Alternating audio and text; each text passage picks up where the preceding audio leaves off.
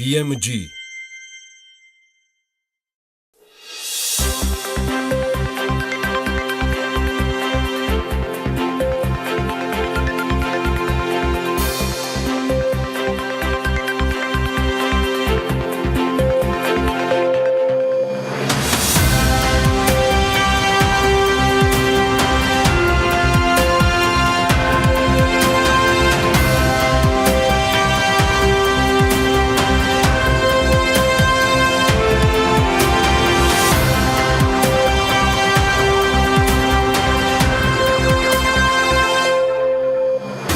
დილა მშვიდობისა, საქმიან დილას ვიწყებთ და ვიწყებთ ყველა ერთად. აბა ამოვიქოქეთ და წარმატებული 6 ნოემბერი ერს და ბერს. დოლარი კიდევ გამყარდა და 2 ლარი და 73 თეთრი ღირს დისტრიბუტორთა ასოციაციის ხელმძღვანელი ეროვნული ვალუტის გაუფასურების გამო სადისტრიბუციო კომპანიების ზარალზე საუბრობს. EBRD მიმდინარე წელს საქართველოში 4.9%-იან ეკონომიკურ ზრდას პროგნოზირებს. ევროპის რეკონსტრუქციისა და განვითარების ბანკმა განახლებული ანგარიში გამოაქვეყნა და ეროვნული ვალუტის რყევებით შეაფასა. EBRD-ის თბილისის ოფისში კი ბრუნო ბალვანერას შემცველს ელოდებიან. ეხ ბრუნო რაღაც შენ და რაღაც კვირიკაშვილის წასვლა, მაგრამ თქვენ ვერაფერი დაგაშორებთ, ვერაფერი. Აი 9 თვეში სახელმწიფომ 74,300,000 ლარის მიწა გაყიდა. კერძოდ, იანვარ-სექტემბერში სახელმწიფო ბიუჯეტში მიწის გაყიდვიდან 6,600,000 ლარი შევიდა, ხოლო ტერიტორიული ერთეულების ბიუჯეტში კი 67,900,000. ფრთხილად მაინც თავრობა ეს ამბავი ქართულმა მარშმა არ გაიგოს, თორე უკან მოგჩებათ საპრეზიდენტო კანდიდატიც და გალობანის სინანულისანიც. თბილისი დღეს ესტონეთის საქართველოს ბიზნეს კონფერენციის მასპინძელია. ისე ნეტა ოლეგ ოსინოვსკის ბოლო განცხადებები თუ იციან მან და ქართულ Forbes თუ ეცნობიან. ამასობაში Forbes-ის ნოემბრის ნომერიც უკვე გაყიდვაშია. საქართველოში მსოფლიო ბრენდების ქურთუკების წარმოება იწყება და ევროკავშირის ბაზარზე გავა. ეხლა ისე ნუიზავთ, რომ 1-2 წელი საქართველოში არ დაგვრჩეს. აცივდა ურთიერთობებს თქვენ არ ათხოვთ და ეგ ფურთუკებმა გვიშევოს ბოლო-ბოლო. ახალქალაქთან ახლოს მდებარე სოფელ კიროვაკანში კოოპერატივმა 5 ვარსკვლავი სელის ზეთის წარმოება დაიწყო. აი რავა წარმოვიდგენდი ახლა რომ სელის ზეთსაც 5 ვარსკვლავი დასჭირდებოდა, მაგრამ 100-ია ძმებო. ჩვენს ახალქალაქში და კიროვაკანში только мы грузины можем всё. маш ვიღებ პასუხისმგებლობას. რომ ერთ წელიწადში გავასწორო მართვის ყველა ხარვეზი და მთელი ჩემი რესურსი გამოვიყენო, რომ ქვეყნის განვითარება შეუცვლელი გახდეს.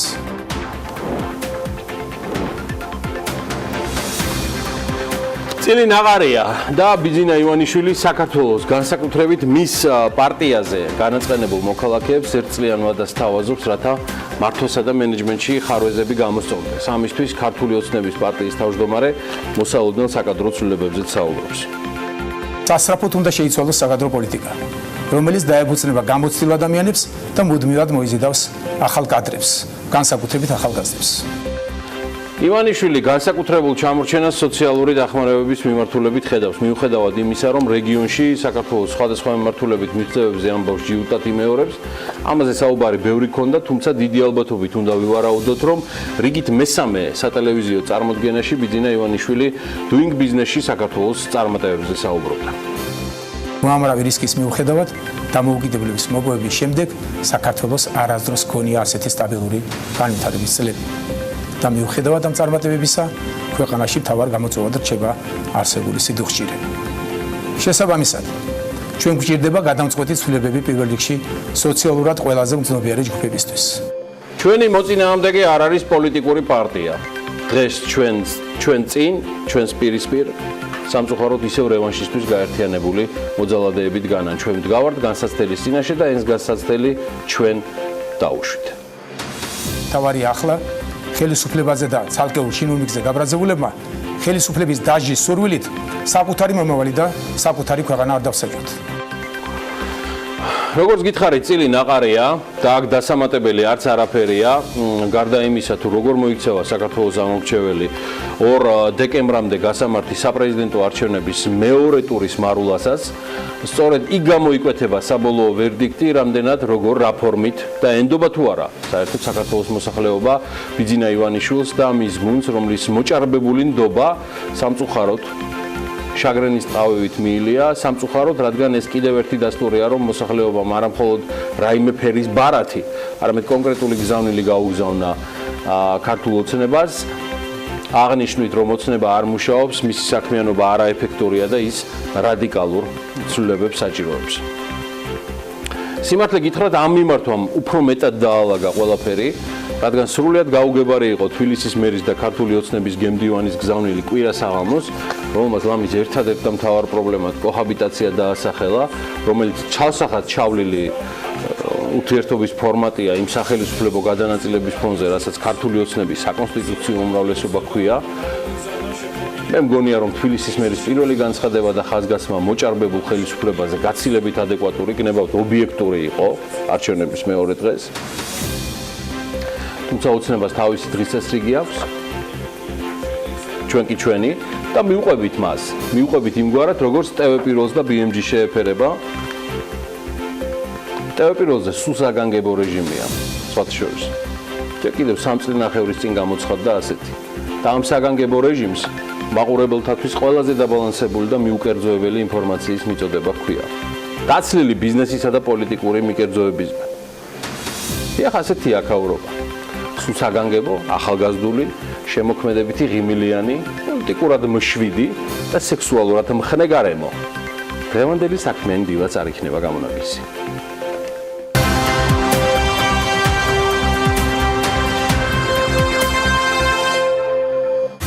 6 ნოემბერს დილას საქმიანად იწყებენ ირაკლი გოგოლაძე,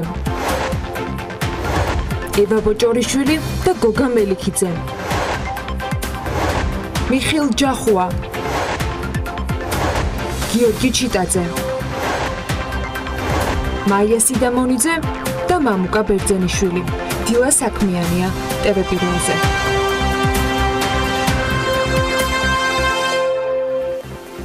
საკადრო ცვლილებებზე, მომხდარზე და უკვე მოსალოდნელზე დიდი ხანია საუბრობს BMG, თუმცა სასიუჟეტოდ ამ თემაზე სალომე მეცხვარიშვილმა მხოლოდ გუშინ მოიცალა და მე როგორ მთლად ბატონი ბიძინას კურთხევაც მიიღო საკადრო ცვლილებების აუცილებლობა გარდაულობაზე.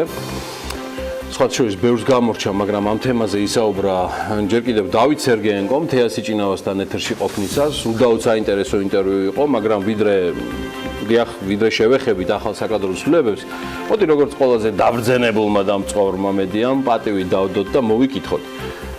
სად არიან მინისტრთა კაბინეტის ის წევრები, რომელთაც ლამის სახალხო გასხლას უწინასწარმეტყველებდნენ მავანი? და ბოლოს აღმოჩნდა, ვციტირებ ბატონი ივანიშვილის მეორე ინტერვიუდან, კვირიკაშვილი და ქუმსიშვილი ცდებოდნენ, მაგრამ დანაშაულს არ ჩადიოდნენ, არაშავებდნენ და ამას შემდეგ უკვე მოჰყვა UNICEF-ის კვლევაზე ლამის ჯოკრად მოვლენილი მსოფლიო ბანკის განახლებული რეიტინგები, რომელიც ცალსახად კვირიკაშვილის კაბინეტის დამსახურებაა. სხვათა შორის ბანკოს ენაზე რომ გავაგრძელოთ, კვირიკაშვილმა და მისმა გუნდმა კი მიიღეს პარტიის თავმჯდომარესგან ხიშტი თავისი -200-ით, მაგრამ აი რა საქმიანობენ დღეს ისინი ნამდვილად საინტერესოა და მოდი ერთად მოვიკითხოთ და ვნახოთ. ეს ბოლო მთავრობის ხდომაა მინისტრთა კაბინეტის ამ შემადგენლობით. გიორგი კვირიკაშვილის მეთაურობით და ვიცე-პრემიერებით, რომლებისთვისაც მამუკა ბახტაძის მთავრობაში ადგილი აღარ მოიძებნა.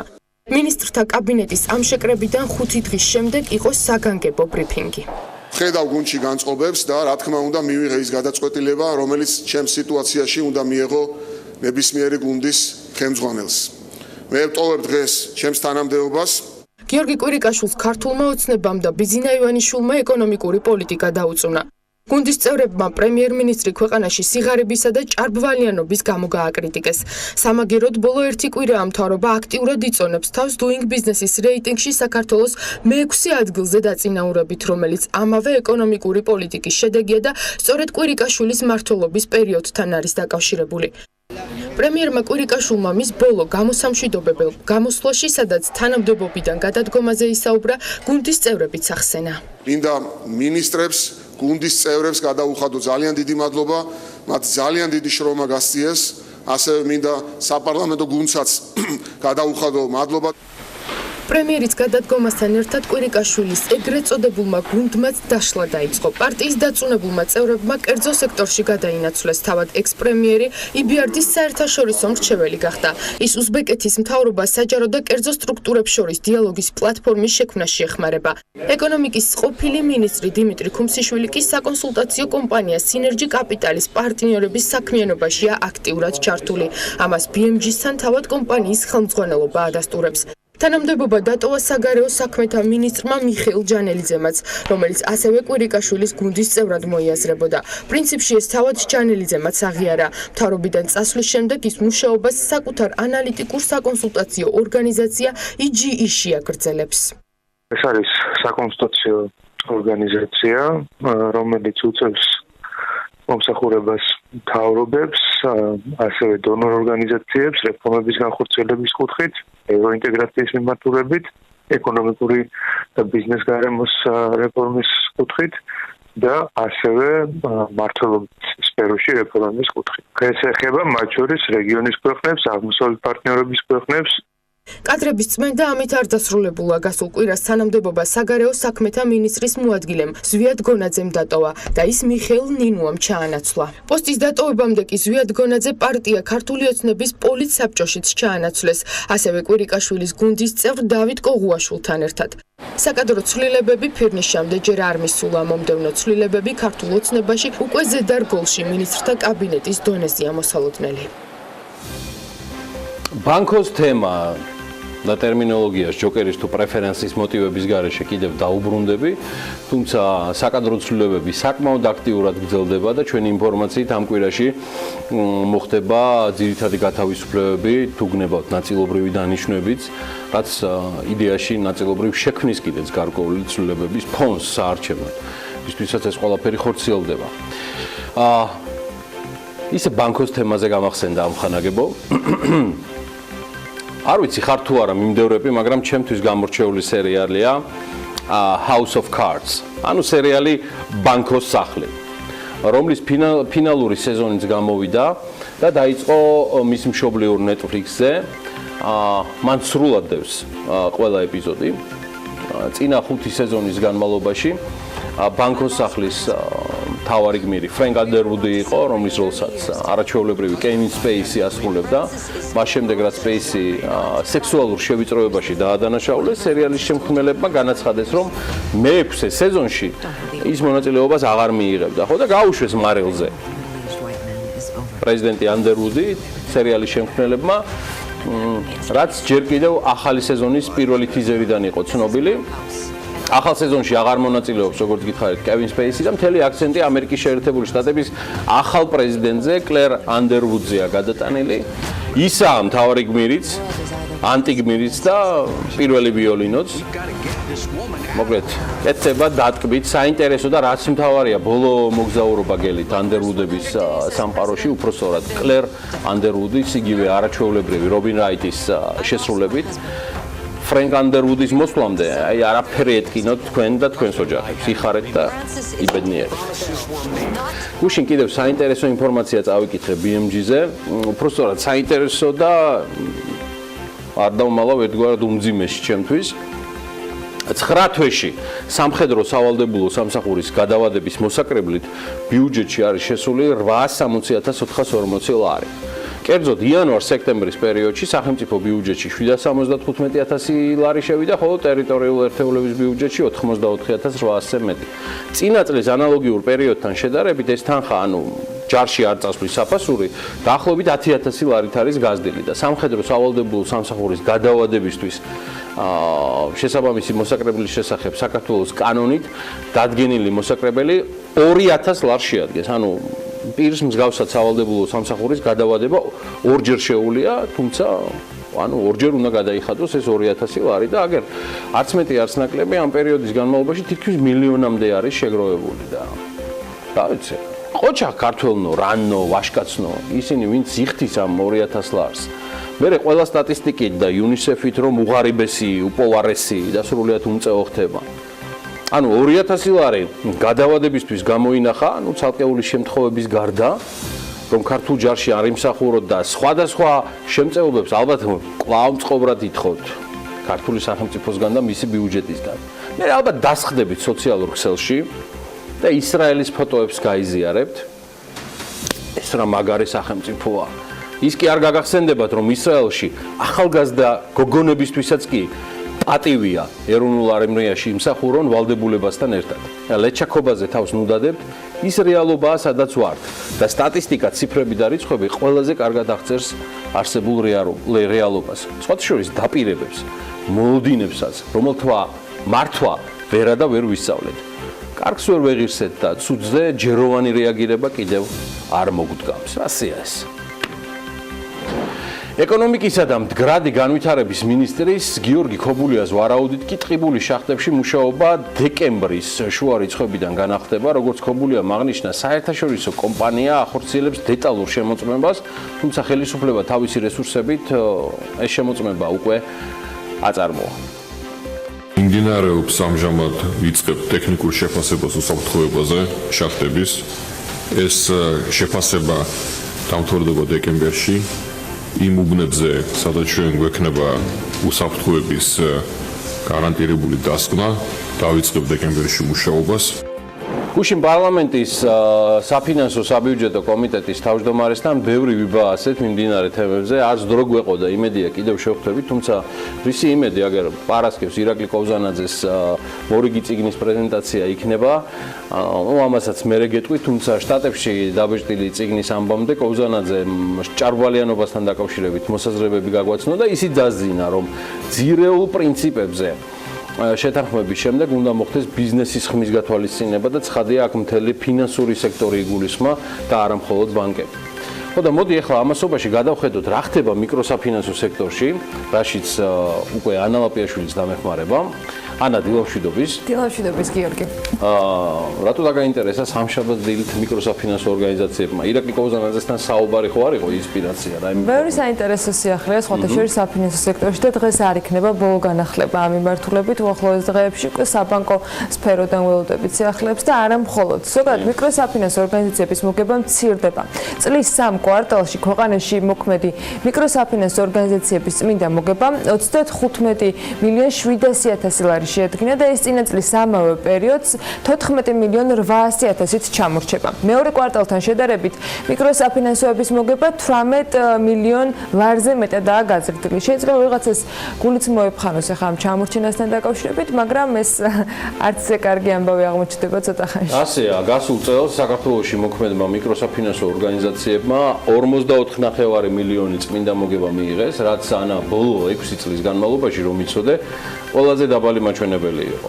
ანუ შედარებისთვის საუბარია 2016 წელს სექტორის წმინდა მოგება 151,800,000 ლარი იყო, 2015-ში 124, 2014-ში თითქმის 80 მილიონი, 2013-ში კი 62 მილიონ ლარამდე.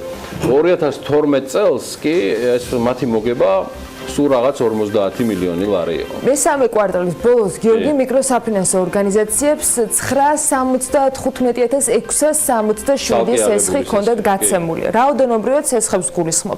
მაქედან უმრავლესობა ფიზიკურ პირებზე გაცემულ სესხებს წარმოადგენდა. იურიდიულ პირებზე გაცემული სესხების რაოდენობა კი მხოლოდ 805-ია. ჯამში მიკროსაფინანსო ორგანიზაციებს 1,2,695,116 ლარი სესხები აქვს გაცემული. დიდი წილი კი მოდის სამხმარებლო სესხებზე. წინა წლის ამავე პერიოდს თუ შევადარებთ, მიკროსაფინანსოების მიერ გაცემული სესხების ოდენობა რაოდენობრივადაც შემცირებულია.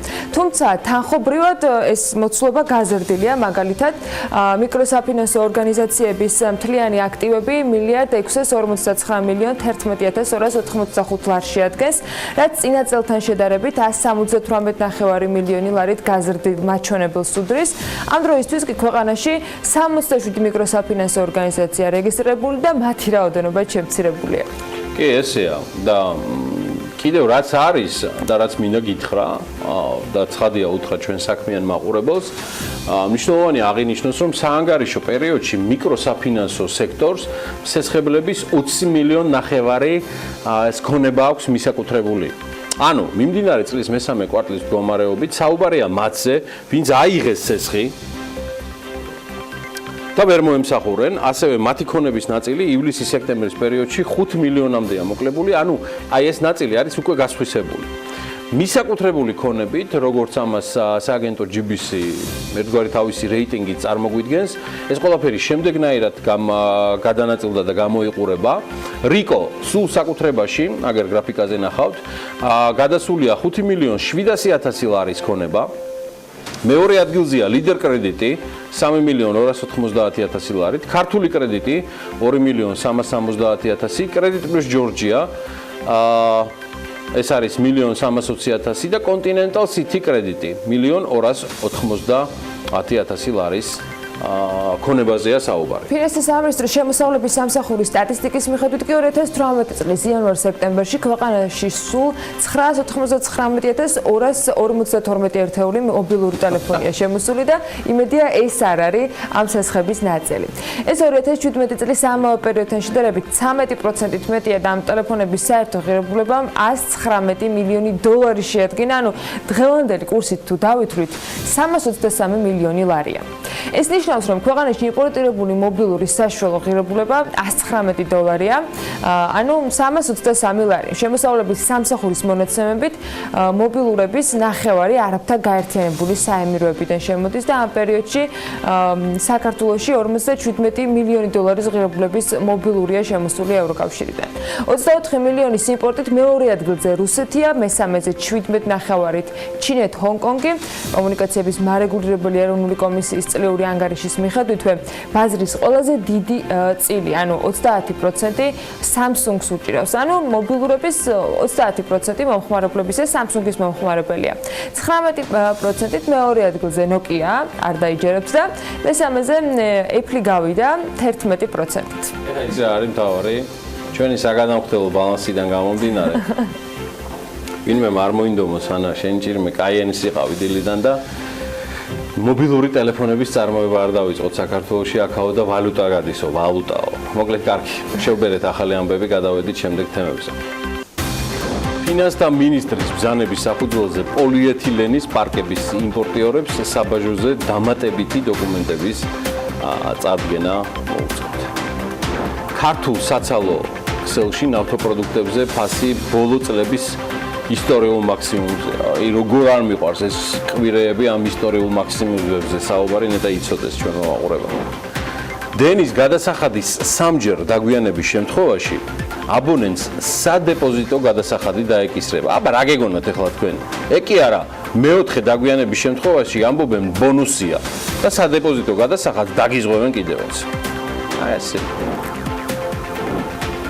დაზღვევა არ ვიცი გიორგი, მაგრამ სიახლეები ამ მიმართულებით ნამდვილად არის და სხვათა შორის მარეგულირებელი კომისიის მხრიდან ყველა ეს სიახლე, რომელიც შევიდა ან უკვე არსებობდა, ვებგვერდზე არის განთავსებული და თუ ჩვენი სიახლეები საკმარისი არ აღმოჩნდება, დამატებითი ინფორმაციისათვის მაყურებელს შეუძლია რომ ამ ვებგვერდსაც ესწრონ. თუმცა იქამდე ბიზნეს სიახლეების რო გქონდეთ დარწმუნებული ვარ, არც ჩვენ დავაკლებთ ამ უმწურავად ამბების გაცნობას, რამდენიმე წამში ვართ ეთერში.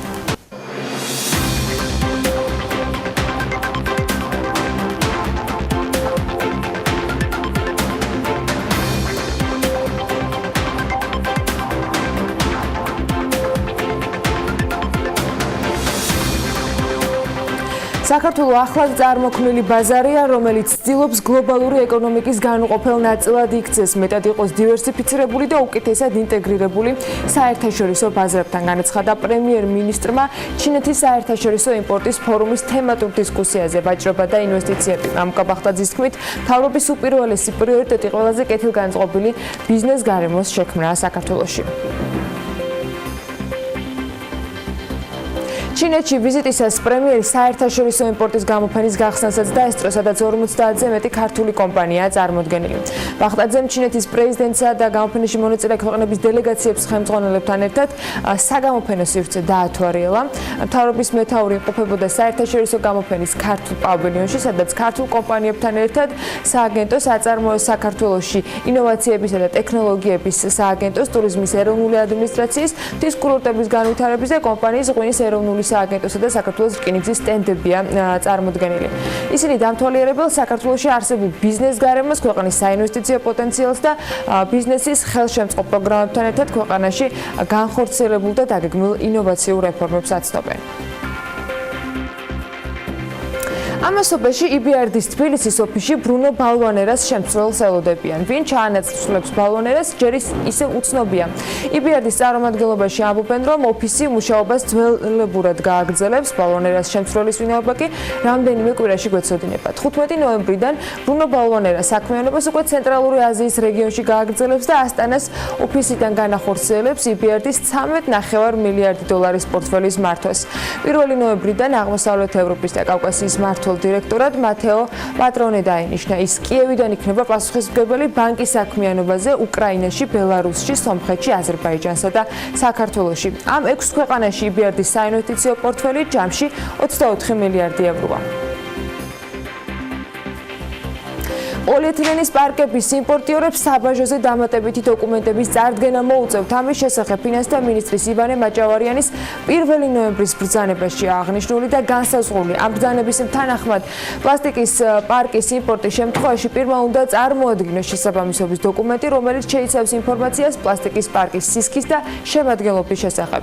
ხოლო ბიოდეგრადირებადი და კომპოსტირებადი პარკების იმპორტის შემთხვევაში პარკის სტანდარტიზაციის ევროპული კომიტეტის სტანდარტთან შესაბამისი დამადასტურებელი დოკუმენტის წარდგენა მოუხდება. ბრძანება ძალაში გამოქვეყნებისთანავე შევიდა. ქართულ საცალო ქსელში ნავთობპროდუქტებზე ფასი ბოლო წლების ისტორიულ მაქსიმუმს აღწევს. ბრენდირებულ სადგურებზე საწვავის ღირებულება 2 ლარი და 31 თეთრიდან 2 ლარი და 72 თეთრამდე მერყეობს. საწვავის ფასს ორი ძირითადი ფაქტორი განსაზღვრავს. ერთი ეს არის შესაძლებელი ნავთობპროდუქტების ღირებულება საერთაშორისო ბაზრებზე და მეორე ლარის გაცვლითი კურსი დოლართან მიმართებით. ნავთობპროდუქტების იმპორტიორთა კავშირის ხელმძღვანელი ვანო მთვალაშვილი BMG-თან განმარტავს, რომ სექტემბრიდან მოყოლებული საერთაშორისო ბაზარზე ნავთობის ფასი ისტორიულ მაქსიმუმზეა. ამავე პერიოდში გაუფასურდა ლარიც, რამაც ერთობლივად გამოიწვია ის, რომ ბოლო 2 თვეში ქვეყანაში საცალო ქსელში საწვავზე ფასმა საშუალოდ 8-დან 10 თეთრამდე მოიმატა.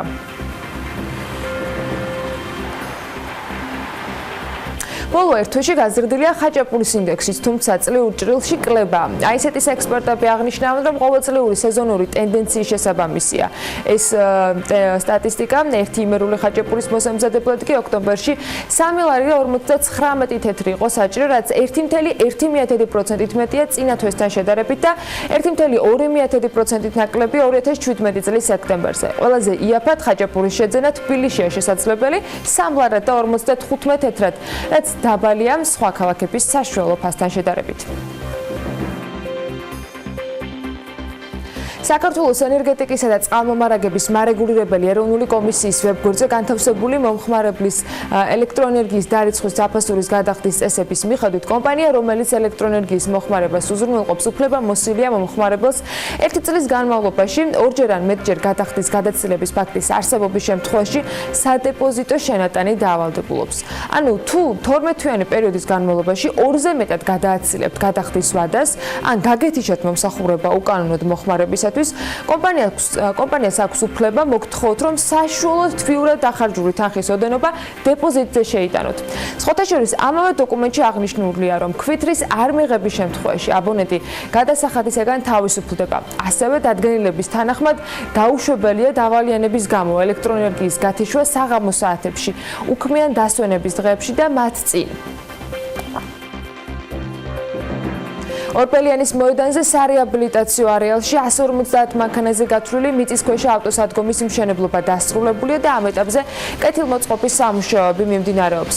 ორბელიანის მოედნის რეაბილიტაცია 20-მდე მისამართზე სარესტავრაციო სამუშაოებს ითვალისწინებს, რომელთაგანაც 2 არის ათონელის 9 და 11-ის რეაბილიტაცია და ისინი უკვე დასრულებულია.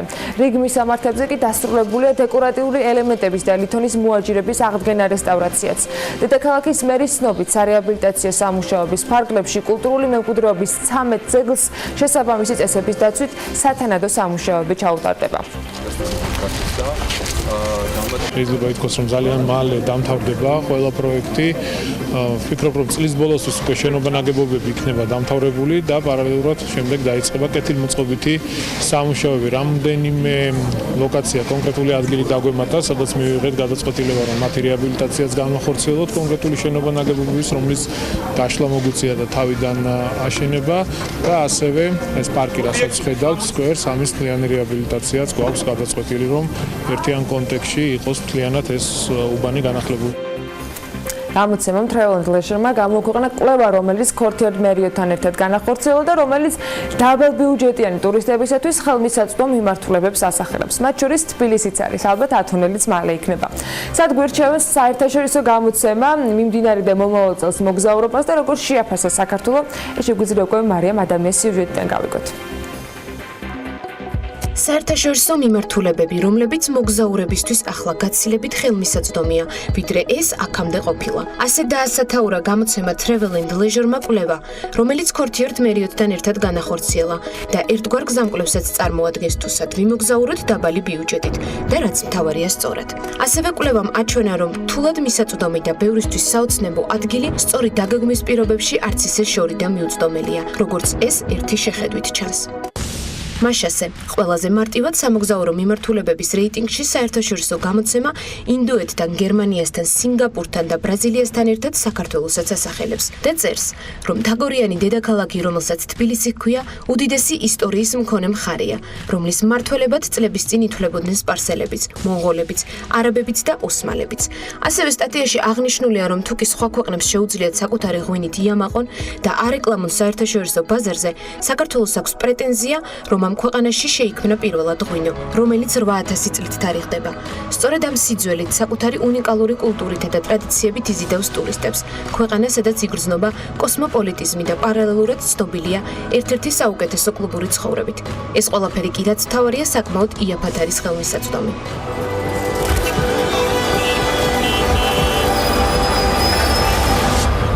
საინტერესო და იაფი მიმართულებაა ჩრდილოეთ ინდოეთში მდინარე იამუნას ნაპირებზე მდებარე ქალაქი აგრა, რომელიც მონღოლთა არქიტექტურული ნიმუშებითაა ცნობილი. ამჟამად ქალაქის მთავარი ტურისტული ღირსშესანიშნაობაა თაჯ-მაჰალი, აგრას ციხე და ფატენჰპურის სიკრი, რომლებიც იუნესკოს მსოფლიო მემკვიდრეობის ძეგლთა სიაშია შესული და დღის განმავლობაში 40000-ზე მეტ ტურისტს მასპინძლობს. გერმანიის სამხრეთით ალპების ძირას მდინარე იზარის ნაპირზე გაჭიმული ქალაქი მიუნხენი კი სააღლუმე მოედნებით, ტაძრებით, ბოროკოს სტილის მდიდრულად მორთული ფასადებიანი ძველი სახლებითა და დარაბებზე გამოფენილი ყვავილებიანი კალათებით მილიონობით ადამიანს იზიდავს ყოველწლიურად, მათ შორის დაბალ ბიუჯეტიან ტურისტებსაც, რადგან აქ მოგზაურობა საკმაოდ მარტივია და არ არის დაკავშირებული დიდ ხარჯებთან. ანალოგიური შეიძლება ითქვას სინგაპურზეც, სადაც ჰარმონიულად არის შერწყმული ტრადიციები, თანამედროვეობა, დასავლეთი და აღმოსავლეთი. მთავარი რჩევა, რასაც გამოცემა სინგაპურის შესახებ წერს, ეხება საკვებს, რომელიც საკმაოდ ძვირია. ამიტომაც მოგზაურებს ურჩევს ისარგებლონ უფასო საკვებით. სტატიაში ასევე აღნიშნულია, რომ სინგაპური არის ერთდროულად კუნძული, ქვეყანა და დედაქალაქი, სადაც გვერდიგვერდაა განლაგებული ფუტურისტული ცათამბჯენები, რომელთა დიზაინი ფენშუის კანონებთანაა შეთანხმებული და ასევე ეთნიკური კვარტალები, მწვანე პარკები, სავაჭრო ცენტრები და უნიკალური ტაძრები. მარტივად და დაბალი ბიუჯეტით იმოგზაურებთ ბრაზილიის დედაქალაქ რიო-დე-ჟანეიროში, რომელიც სამხრეთ ამერიკის საუკეთესო ტურისტულ მიმართულებადაა შეფასებული და სადაც ფუნქციონირებს მსოფლიო კლასის სასტუმროები. გააჩნია დაახლოებით 80 კილომეტრის სიგრძის პლაჟი, მთები და უამრავი ღირსშესანიშნაობა. გამოცემა ასევე მარტივ მიმართულებებს შორის გამოყოფს სამხრეთ კორეის დედაქალაქ სეულსა და ბოსნია-ჰერცეგოვინას სარაევოსაც. ასე რომ თქვენს წინაშეა კვლევებით დადგენილი 7 მიმართულება, სადაც მოგზაურობას არ სჭირდება დიდი ხარჯები.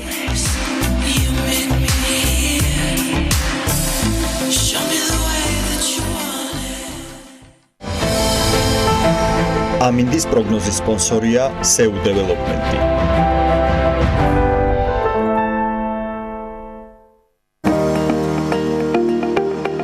ამინდის პროგნოზის სპონსორია სადაზღვევო კომპანია Unison. თავისუფალი დაზღვევა თქვენი სიმშვიდისათვის. ამინდის დროით დადგა გარემოს ეროვნული სააგენტო გვატყობინებს, რომ ამინდი განპირობებული იქნება ამიერკავკასიის ჩრდილო-აღმოსავლეთიდან მოქმედი ცივი ჰაერის მასების და სამხრეთიდან შემავალი თბილი ჰაერის მასების ურთიერთქმედებით. მოსალოდნელია დრო გამოშვებით ღრუბლიანობის მომატება, უმეტესად უნალექოთ იქროლებს აღმოსავლეთის ქარი. სოხუმში 20 გრადუსი იქნება, ბათუმში დღის განმავლობაში 19 გრადუსს მიაღწევს ტემპერატურა, ქობულეთში 20 გრადუსი დაფიქსირდება, ქუთაისში 23 და ზუგდიდში 21 გრადუსი. ოზურგეთში 22 გრადუსია მოსალოდნელი, ონში 19, გორში 15 და ცხინვალში 14 გრადუსი.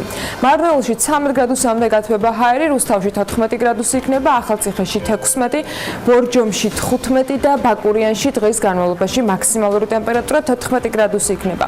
ახალქალაქში 10 გრადუსია მოსალოდნელი, სტეფანწმინდაში 12, თელავში 7 და რაც შეეხება დედაქალაქს, თბილისში დრო გამოშვებით ღრუბლიანობა მოიმატებს, უმეტესად უნალექოთ ჩაევრის დღე, მაგრამ ცვალებადი მიმართულების ქარს ველოდებით. მაქსიმალური ტემპერატურა კი 14 გრადუსი იქნება. ანასტაგობა ჩვენ ვეზადებით ახლა მცირედი სარეკლამო პაუზისთვის, რომ უკვე დავიწყოთ მასპინძლობა ჩვენი სტუმრებისა და სპიკერებისა. კიდევ ერთხელ გადავავლოთ თვალი თუ ვინ იქნებიან ისინი დღევანდელი 3 საათიანი საქმიანი დილის მანძილზე.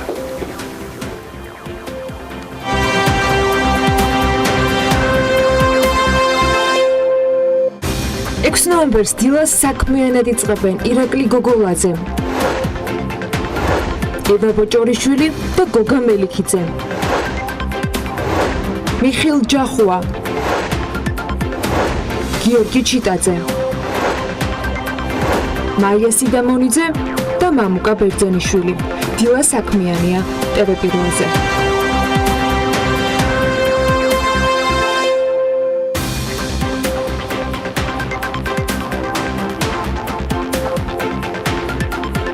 მომავლის პროფესიებზე მომზადებულ მასალებს თუ ჩავხედავთ, რომელთან დაკავშირებითაც საერთაშორისო ბიზნეს გამოცემებიც აქტიურად წერენ და საგანგებოდ შერჩეული მეცნიერთა ჯგუფებიც აქტიურად მუშაობენ, ყველგან იპოვით პუნქტს, რომელშიც აღნიშნულია, რომ IT სფერო მომავლის პროფესიებს შორის ერთ-ერთი მთავარია. მისი განსაზღვრება უკვე არსებულ რეალობაში ძალიან პრაქტიკული და მრავალფეროვანია. მას პროგრამისტები, ვებ დიზაინერები, თანამედროვე მიმართულების SEO ოპტიმიზატორები და მობილური აპარატებისათვის განკუთვნილი თამაშების და გასართობის ტიპის ვიზუალური პროგრამების შემქმნელები და ასე შემდეგ ბევრი მიმართულებით იყენებენ. მოკლედ იმის თქმა, რომ თუნდაც საქართველოში IT სფეროს წარმომადგენლების საჭიროება მხოლოდ მომავალში დადგება მცდარი იქნება, წლების შემდეგ მოთხოვნა ცალსახად შეიცვლება, თუმცა დღესაც წარმოუდგენელია ნებისმიერი ტიპის კომპანია IT სპეციალისტის ან მეტიც ამ დარგის პროფესიონალებისგან დაკომპლექტებული კომპანიის მომსახურების გარეშე. აი ასეთი კომპანია შეიქმნა 2012 წელს, ეს არის I know, რომელიც დღეს უნდა გაგაცნოს და ჩვენთან დღეს მისი წარმომადგენელი იმყოფება. ეს არის პროგრამული უზრუნველყოფის საკონსულტაციო კომპანია I know. ირაკლი გოგოლაძეს მასპინძლობთ, ის სწორედ ამ კომპანიის დამფუძნებელი და დირექტორია. მოგესალმებით ბატონო ირაკლი, მადლობა რომ ჩვენთან ერთად. IT სფეროს ძალიან ბევრი მიმართულება აქვს და ძალიან ბევრს კიდევ ავალებენ სამომავლოდ, იმიტომ რომ ფაქტობრივად ყველაფერზე ტექნოლოგიებზე ვერთვებით. თქვენი კომპანიის დაფუძნების მიზანი რა იყო 2012-ში და რა მიმართულებით მუშაობთ? მოგახსენებთ, ესე იგი 2012-ში კომპანიის დაფუძნების იდეა წარმოვიდა ზუსტად იქიდან, რომ კადრების დეფიციტი ჯერ კიდევ მაშინ იგრძნობოდა ბაზარზე და დღესდღეობით კიდევ უფრო გამძაფრებული არის, რაც უფრო იზრდება მოთხოვნა, მით უფრო დიდი არის ეს კადრების დეფიციტი. აქედან გამომდინარე, ჩვენ იდეა იყო შექმნილიყო პროფესიული სერვისების გამავრცელებელი კომპანია, რომელიც ერთნაირად ხელმისაწვდომი იქნებოდა საშუალო სეგმენტის ბიზნესისთვის, რომელიც მის ისევ და ისეთ ბიზნესებს საშუალებას ქონოდათ ეს პროფესიული სერვისები, რომელსაც თავისი რესურსებით არ აქვთ იმის უფუნება, რომ ეს კადრები თავის შიგნით იყოლიან. ამიტომ შევქმნით კომპანია, რომელიც დღეს აუთსორსინგით არის დაკავებული. ერთი მიმართულებაა ეს კომპანიებს თავად ყავთ, როგორც თქვენ აღნიშნეთ, ეს IT სპეციალისტები და მეორე ისეთი კომპანიის არსებობა, როგორც არის I-know, რომელიც ერთგვარად მომსახურებას თავაზობს მუდმივ რეჟიმში, ან შესაძლოა ერთჯერადად გარკვეული ქსელის ასაწყობა და ასე შემდეგ. რა ფორმით და რა ფორმატით შეიძლება თქვენს კომპანიასთან თანამშრომლობა და რამდენად მოსახერხებელია ჯამში IT სპეციალისტის დისტანციაზე ან აუთსორს კომპანიის დახმარებით მართვა? რა თქმა უნდა, დიდი კომპანიებისთვის კომფორტი არის თავის შიგნით ამ კადრების ყოლა, თუმცა ეს კომფორტი ისევ და ისევ ხარჯებთან არის დაკავშირებული. ის კომპანიები, ვისაც ამ ხარჯის გაღების საშუალება არ აქვს, მათაც უნდათ ეს კომფორტი რომ კონდეთ, სწორედ ამიტომ არის ეს სერვისები. კომფორტი უფრო აუცილებლობა მე მგონი. აუცილებლობაში გადაზრდილი კომფორტი არის, ესე რომ ვთქვათ. და ეს სწორედ ეს განაპირობებს იმ მოთხოვნას, რაც ჩვენ კომპანიაზე არის და მიწოდებას რაც შეეხება თავარი, ასე ვთქვათ, როგორ ვთქვა, თავარი პროდუქტი ახლა რასაც მოიხმარს ბაზარი, ეს არის ის პროფესიული სერვისები, რომელსაც თვითონ ხელი არ მიუწვდება და უნდა რომ კონდეს. შესაბამისად მოთხოვნა ყოველთვის იქნება, ეს იქნება დაკომპლექტებული კადრებით, თუ ეს იქნება დაკომპლექტებული კომპანიებით, არ აქვს მნიშვნელობა. ბაზარზე არიან ფიზიკური პირები, რომელიც ამ მომსახურებას მრავალ კომპანიას უწევენ, ისევე როგორც ჩვენი კომპანია, ოღონდ ფიზიკური პირების სახით, თუმცა საშუალო სეგმენტის ბიზნესებს ურჩევნიათ საქმიანობა დაიჭერონ კომპანიასთან, რომელსაც უფრო მეტი პასუხისმგებლობის, ასე ვთქვათ, გრძნობა და მეტი გარანტიები და სტაბილურობა ექნება, ვიდრე ფიზიკურ პირებს. ირაკლი, მოდი შეანა, როგორც კომპანიის დამფუძნებელმა აღნიშნეთ, რომ ბაზარზე მუდმივი მოთხოვნაა. ყველამ ვიცით, რომ მოთხოვნასთან ერთად საკმაოდ ძაფრი კონკურენციაც არის. მიუხედავად იმისა, რომ დეფიციტია, მაგრამ მაინც ბევრი კომპანია. მაგრამ არის ცალსახად კონკურენცია. მე მაინტერესებს I-know-ს კონკურენტული უპირატესობა. რა გამოარჩევს მას სხვა კომპანიებისგან? ეს არის სეგმენტური დამოკიდებულება ბაზრის მონაწილეების მიმართ, თუ რა გამოგარჩევთ თქვენივე კონკურენტებისგან? იქნებიან ის ფიზიკური პირები, რომელიც თქვენ ბრძანებთ, თუ სხვა კომპანიები? პირველ რიგში სერვისის სტაბილურობა.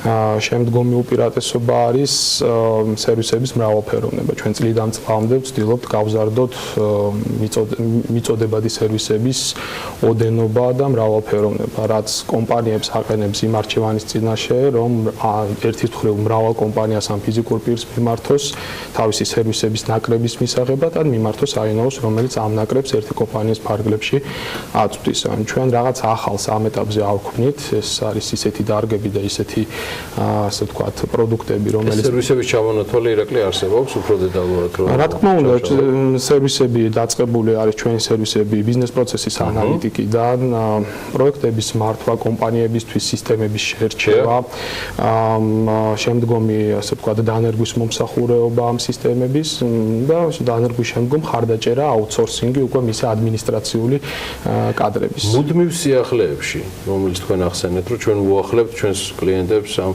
რას და რა არის ეს სიახლეები, რომელიც დაკავშირებულია, თქვათ, I-know-ს რაღაცა უნიკალურ მის მიერ შექმნილ სერვისთან, თუ იგივე იმ ტექნოლოგიურ განვითარებასთან, რომელიც ლამის ყოველდღიური არის ჩვენს ყოფაში. ბუნებრივია, ჩვენ განვითარების, ასე ვთქვათ, პულსზე ხელი ძალიან, ასე ვთქვათ, ყოველდღიურ რეჟიმში გვიდევს და ვცდილობთ ავყვეთ ამ განვითარებას, რა თქმა უნდა, ის მიწოდებადი სერვისები, რომელთაც ჩვენ ვამდიდრებთ ჩვენ პროდუქტს ყოველწლიურად, ეს არის ის, რასაც ბაზარი ჩვენგან ითხოვს. აქ ეკონომიკის კანონი მიწოდებისა და მოთხოვნის შესახებ აქ, ასე ვთქვათ, ძალიან მკაფიოდ მოქმედებს, რასაც გთხოვს ბაზარი მის მიწოდებას ვცდილობთ აქტიურად. ალბათ ეს არის, ასე ვთქვათ, ძირითადი რა ფორმატით არის შესაძლებელი მუშაობა? ეს რა ვადებით შეიძლება, რა ხანგრძლივობით შეიძლება და ძირითადად რა მიმართულებით მოგმართავენ, რისი, თქვათ, რის მიმართ არის მოთხოვნა ყველაზე ხშირად? მოგახსენებთ, ჩვენი პროდუქტის და ასე ვთქვათ პორტფელის ძირითადი ნაწილი ეს არის პროგრამული სერვისები, თუმცა არა პროგრამირება, ანუ აქ არის ის ასე ვთქვათ ვიწრო სეგმენტი, როდესაც კომპანიები არჩევენ თავისთვის სააღრიცხვო ან სხვა ტიპის სისტემებს და გამომდინარე იქიდან რომ ხშირად მათ შიგნით არ არსებობს კომპეტენცია როგორ აარჩიონ სწორად სისტემა, რომელი გამოადგება მათ ბაზარზე არსებული დეველოპერებისგან ყველაზე მეტად.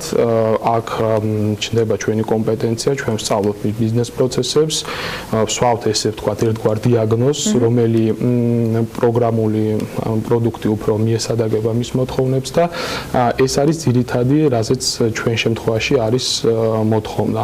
რაც შეეხება სერვისების ხანგრძლივობას, გვქონია ერთჯერადი კონტრაქტები, რომელიც კი, თუმცა ეს არის უფრო პროექტული, ერთჯერადი პროექტი, თქვათ პროცესების წიგნის დაწერა, ან დანერგვის მომსახურება, რომელიც რამოდენიმე თვე გრძელდება, თუმცა ძირითადად 90% შემთხვევაში ეს სერვისები მაინც გადაზრდილა გრძელვადიან ურთიერთობაში, იქიდან გამომდინარე, როდესაც კომპანიას ესე კარგად შეისწავლი ან კარგად დაუნერგავ მას პროდუქტს, შემდგომ უკვე კომპანია უფრო თამამად გაბარებს ყოველდღიურ მომსახურებობას. შედის თუ არა მომსახურების ნაწილში სერვისის დანერგვასთან ერთად, მათ შორის იმ კადრების დატრენინგებაც ერთგვარად, როგორ მოიხმარონ ეს პროგრამები და როგორ იყვნენ IT სპეციალისტების და ზოგადად არა IT სპეციალისტების თანამშრომლობაზე ბევრი ანეკდოტი დადის.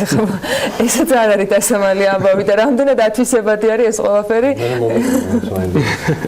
ხო, ნამდვილად ხლა ტრენინგები ნამდვილად შედის, ვერ ვიტყვი რომ ხლა ამ ტრენინგების შედეგად მათგან IT სპეციალისტები დგება, თუმცა ეს არის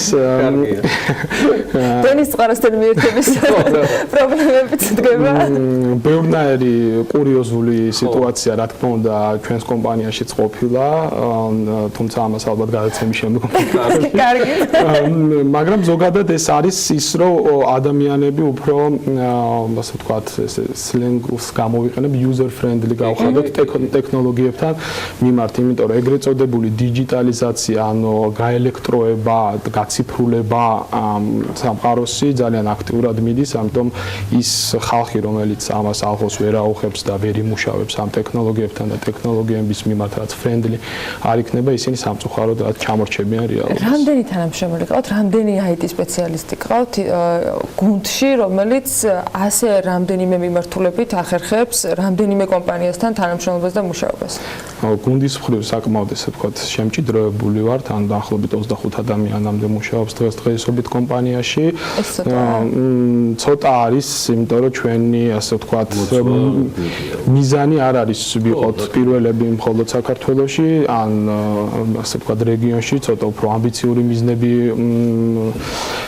გვაწუხებს და გვაქვს სურვილი, რომ ეს მიზნები განხორციელდეს, ამიტომაც აქტიურად მუშაობთ გარებაზრების მოცვაზე და ეს კლასტერის თემასთან რამდენად კავშირში არის ირაკლი? პირდაპირ კავშირში არის, ანუ ჩვენ კლასტერის ახლად შექმნილი ICT კლასტერის წევრები ვართ, რომელშიც 11 ორგანიზაცია მონაწილეობს და GIZ-ის დახმარებით შეიქმნა ყოველდღიურ რეჟიმში მიმდინარეობს მუშაობა სტრატეგიულ თემებზე, იმისთვის რომ ზოგადად სეგმენტი განვითარდეს, მოთხოვნიდან გამომდინარე უკვე თვითონ IT კომპანიებსაც ექნება პრობლემა იგივე კადრების შოვნაზე და ასე შემდეგ და ეს არის ძირითადი პრობლემები, როგორ გავზარდოთ კადრები და შემდგომ როგორ გავიტანოთ გაყიდვები ექსპორტზე.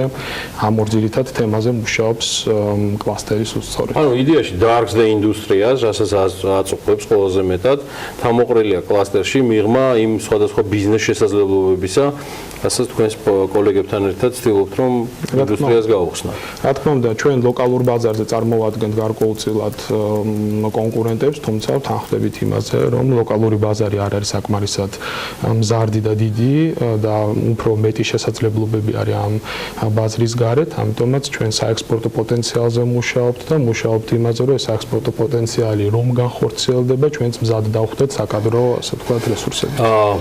ირაკლი, მე ვერ გაგიშვებ თქვენ ერთი ესეთი კითხვის გარეშე, იმიტომ რომ ჩემთვის მნიშვნელოვანია პროფესიონალი პრაქტიკოსის დამოკიდებულება თვითონ დარგის მიმართ. დარგის გამოწვევები დღეს. მე მესმის, რომ ის მუდმივად ცვალებადია მე მესმის რომ ის საკმაოდ მძაფრ რეჟიმში უწევს ოპერირება ინდუსტრიას, მაგრამ არის თუ არა ცალსახად რაღაცა მიმართულებები, რაშიც მაგალითად შეიძლება რომ უფრო პროაქტიული იყოს სახელმწიფო და მან განავითაროს ცალკეული მიმართულებები.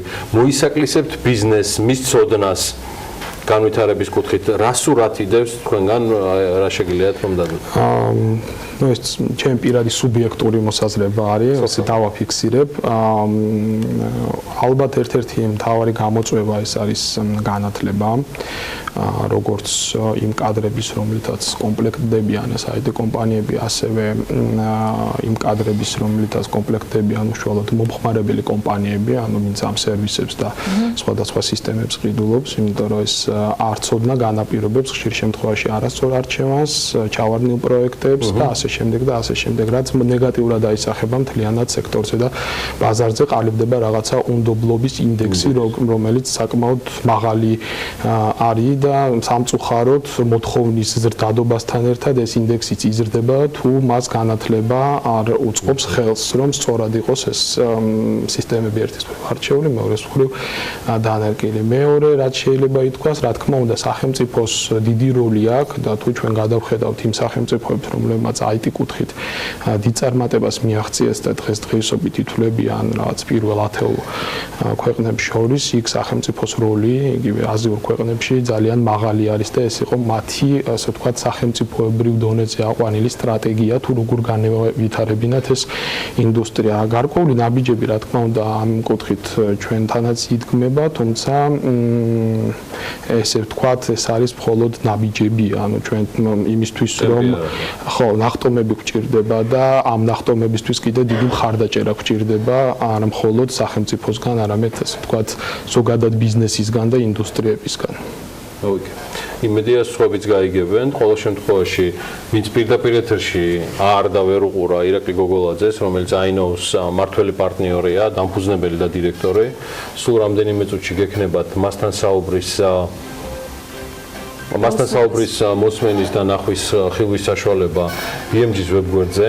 ძალიან საინტერესო საუბარი შედგა და მიღმა იმისა, რომ აინოუ ეს კომპანია გავიცანით უფრო ახლოს, ვისაუბრეთ ინდუსტრიის უმთავრეს გამოწვევებზე, ინდუსტრიის, რომელიც არის დღევანდელის და ხვალინდელი დღეც და რომლის ასე ვთქვათ განვითარების გარეშე წარმოუდგენელია ქვეყნის განვითარება. ირაკლი, მადლობა მობრძანებისთვის. მადლობა. ჩვენ ახლა უნდა გადავიდეთ შემდეგ თემაზე. თან საგანგებოდ შემირჩეს, როგორც ჩესმე, ამის პროგნოზი ცოტა ხნის წინ გაგაცანით და სიცოცხლის მოყვარულები ალბათ სეზონურ სითბოებს დიდი კმაყოფილებით არ წხვდებით ხოლმე დილაობით, როდესაც 20-ზე ან კიდევ უფრო მაღალ ტემპერატურაზე გაცნობთ ინფორმაციას. ზაფხულის სეზონის მოყვარულების თვის კი ნამდვილი კოშმარის სეზონების ისეთი ცვლილება, როცა თბილი არც ზაფხული დგება მაგალითად. ასეთ ქვეყნებში თითოეულობისა და ყინვის გამო მაცხოვრებლებს გადაადგილება მუდმივად უჭირთ და ხანდახან ისეთი საფრთხის წინაშეც დგებიან, როგორც არის სახლიდან ვერ გასვლა. ამიტომ თოვლსა და ზამთარს მხოლოდ გართობას და სილამაზეს ნამდვილად ვერ დაუკავშირებთ. ახლა სალომე ჭიპაშვილი ქვეყნების ჩამონათვალს გაგვაცნობს, რომლებიც მსოფლიოს ყველაზე ცივ ქვეყნებად არიან მიჩნეულები. სიურპრიზი არავისთვის არ, რომ ანტარქტიკა ყველაზე ცივი ქვეყნების ჩამონათვალს სათავეში ჩაუდგა. მით უმეტეს, რომ იგი სახელმწიფოც არ არის. ანტარქტიკა არის ყველაზე ცივი რეგიონი დედამიწაზე, რომელიც მთელი წლის განმავლობაში თოვლითაა დაფარული. ტემპერატურა აქ 0-დან -100 გრადუსამდე ეცემა.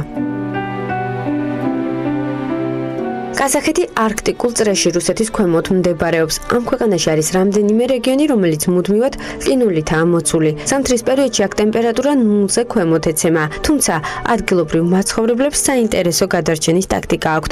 ეს არის ყინულზე თევზაობა.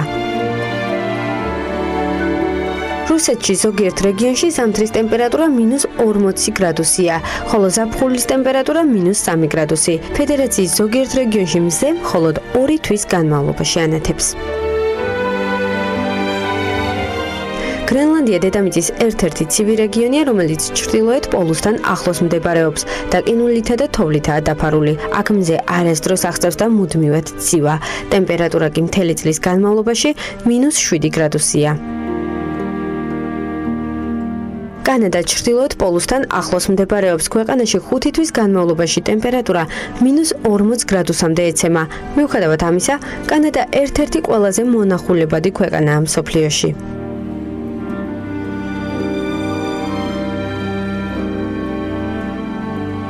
დიდი გეოგრაფიული სივრცის გამო ამერიკის შეერთებულ შტატებში რეგიონები კლიმატური პირობებით ერთმანეთისგან განსხვავდება. ქვეყნის ჩრდილოეთ ნაწილში ზამთრის პერიოდში ტემპერატურა -30 გრადუსამდე ეცემა. მაგალითად, ალიასკა მსოფლიოს ერთ-ერთ ყველაზე ცივ ადგილადაა მიჩნეული. ისლანდია ზაფხულის განმავლობაში გამწვანებულია და თბილი, მაგრამ ზამთარში მდგომარეობა დრამატულად იცვლება და გარშემო ყველაფერი თეთრ საბანში ეხვევა. აქ ტემპერატურა -20-30 გრადუსამდე ეცემა.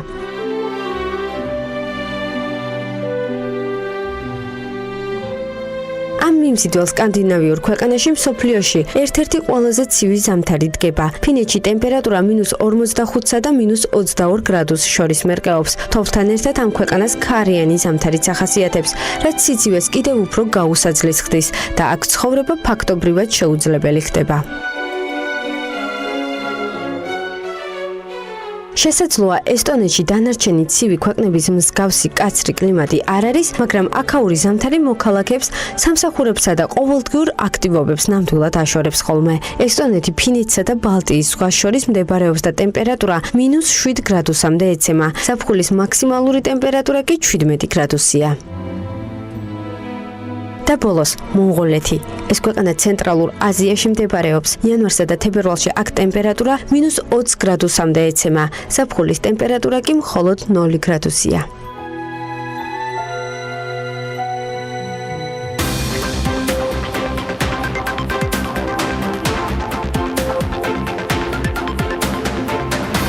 იანვარ-ოქტომბერში საქართველოს და მსოფლიოს 53 ქვეყანაში წინა წელთან შედარებით 12%-ით მეტი ბოთლი ღვინოა ექსპორტირებული. ღვინოც ქართულო, არჩენიმსმელნი, ანალაპიაშვილი არ მიითხოვს, მაგრამ დეტალებს სულ მალე ამ თემაზე გვეტყვის თავის ბიზნეს ნიუსებში. 2018 წლის ბიუჯეტის ხარჯვითი ნაწილის შესასრულებლად წლის ბოლომდე დარჩენილ 56 დღეში 3 მილიარდ 250 მილიონი ლარი უნდა დაიხარჯოს. აი ამის სრულად დახარჯვამდე თქვენ არაფერი გეტყინოთ ჩვენს საქმიან მაყურებელს. საქართველოში მსოფლიო ბრენდების ქურთუკების წარმოება დაიწყება და ევროკავშირის ბაზარზე გავა. ეს მართლა კარგი ამბავია. ხოდა წინ საქართველოს საფეიქრო მრეწველობა თუ ესეთი მიმართულებით წავა, მაგას ასჯობს. დეტალებს სულ მალე მოგახსენებ. ამასობაში კი ყოფილ მთავარ პროკურორს ოთარ ფარცხალაძეს გუშინ ბრალი წარედგინა. ამ დროისთვის არ კონკრეტდება თუ რომელ საქმეზე დაიწყო ყოფილი მთავარი პროკურორის სისხლის სამართლებრივი დევნა და რომელი მუხლით. ამასთან როგორც ცნობილია, ოთარ ფარცხალაძე გუშინ პოლიციის განყოფილებაში გამოკითხვაზე იმყოფებოდა. მე პირადად ეს ინფორმაცია გუშინ გვიან ღამით მოვისმინე ეთუნა ინწკირველის და ქეთუნა გრიგორაშვილის დუეტის მოსმენის სასტევ პირველის ღამის საინფორმაციო გამოშვებაში, რომლებიც ამ ინფორმაციას საზოგადოებრივი მაუწყებლის ინფორმაციაზე დაყრდნობით ავრცელებდნენ. გარდა ამისა, გრძელდება და საკმაოდ სწრაფი ტემპით საკადრო ცვლილებები ჩინეთის სახალხო რესპუბლიკაში მყოფმა ეკონომიკის მინისტრმა მოიცალა ამ თემისთვის და მთის კურორტების განვითარების კომპანიის ხელმძღვანელობა შეცვალა. დიახ, თლა ჩინეთში გაახსენდა ეს ამბავი და სანდრო ონოფრიშვილი თავის მრჩევლად გადაიყვანა. მთის კურორტების განვითარების კომპანიის დირექტორის პოსტს კი თამაზ გამცემლიძე დაიკავებს, რომელიც აქამდე ამავე კომპანიაში ბაკურიანის მთის მართვის დეპარტამენტის უფროსის თანამდებობაზე მუშაობდა. აქ მე ვერ ვიტყვი, რომ ეს რაიმე ტიპის განსაკუთრებული ცვლილებაა, ეს ამ შემთხვევაში უფრო კოსმეტიკურ ხასიათს ატარებს, მაგრამ ჩინეთიდან თბილისში ესეთი გადაწყვეტილების მიღება ეტყობა უმნიშვნელოვანესი იყო. და ეს არ არის ყველაფერი. ეს ისეთი კვირა იქნება საკადრო ცვლილებების თვალსაზრისით, რომ ჯერ ჟურნალიც არ არის დაწყებული, კინოც წინ არის. ხო, კარგია, ხო? მოდი ანალაპიაშვილს დრო მოусმინოთ, მას ბიზნეს ამბების საკმაოდ საინტერესო კოლაჟი აქვს მომზადებული. სხვათა შორის ჩინეთში მამუკა ბახტაძე იმყოფება ეკონომიკის მინისტრთან და გარემოსდაცვისა და სოფლის მეურნეობის მინისტრთან ერთად. მასთან ერთად არის, რა თქმა უნდა, მთავრობის ადმინისტრაციის ხელმძღვანელიც და ღვინის ეროვნულმა სააგენტომ მისი გამოაქვეყნა ეს განახლებული სტატისტიკა, რომ თლაც სამინისტროს უფროსი ჩინეთში იყო და მათ შორის ღვინის ექსპორტთან დაკავშირებით დაკავშირებით არაერთ საინტერესო მოლაპარაკებაზე იგეგმება შეხვედრები. 2018 წლის იანვარ-ოქტომბერში საქართველოს და მსოფლიოს 53 ქვეყანაში ექსპორტირებულია 68,3 მილიონამდე ბოთლი ღვინო. ეს 12%-ით მეტია 2017 წლის ამავე პერიოდის მაჩვენებელზე.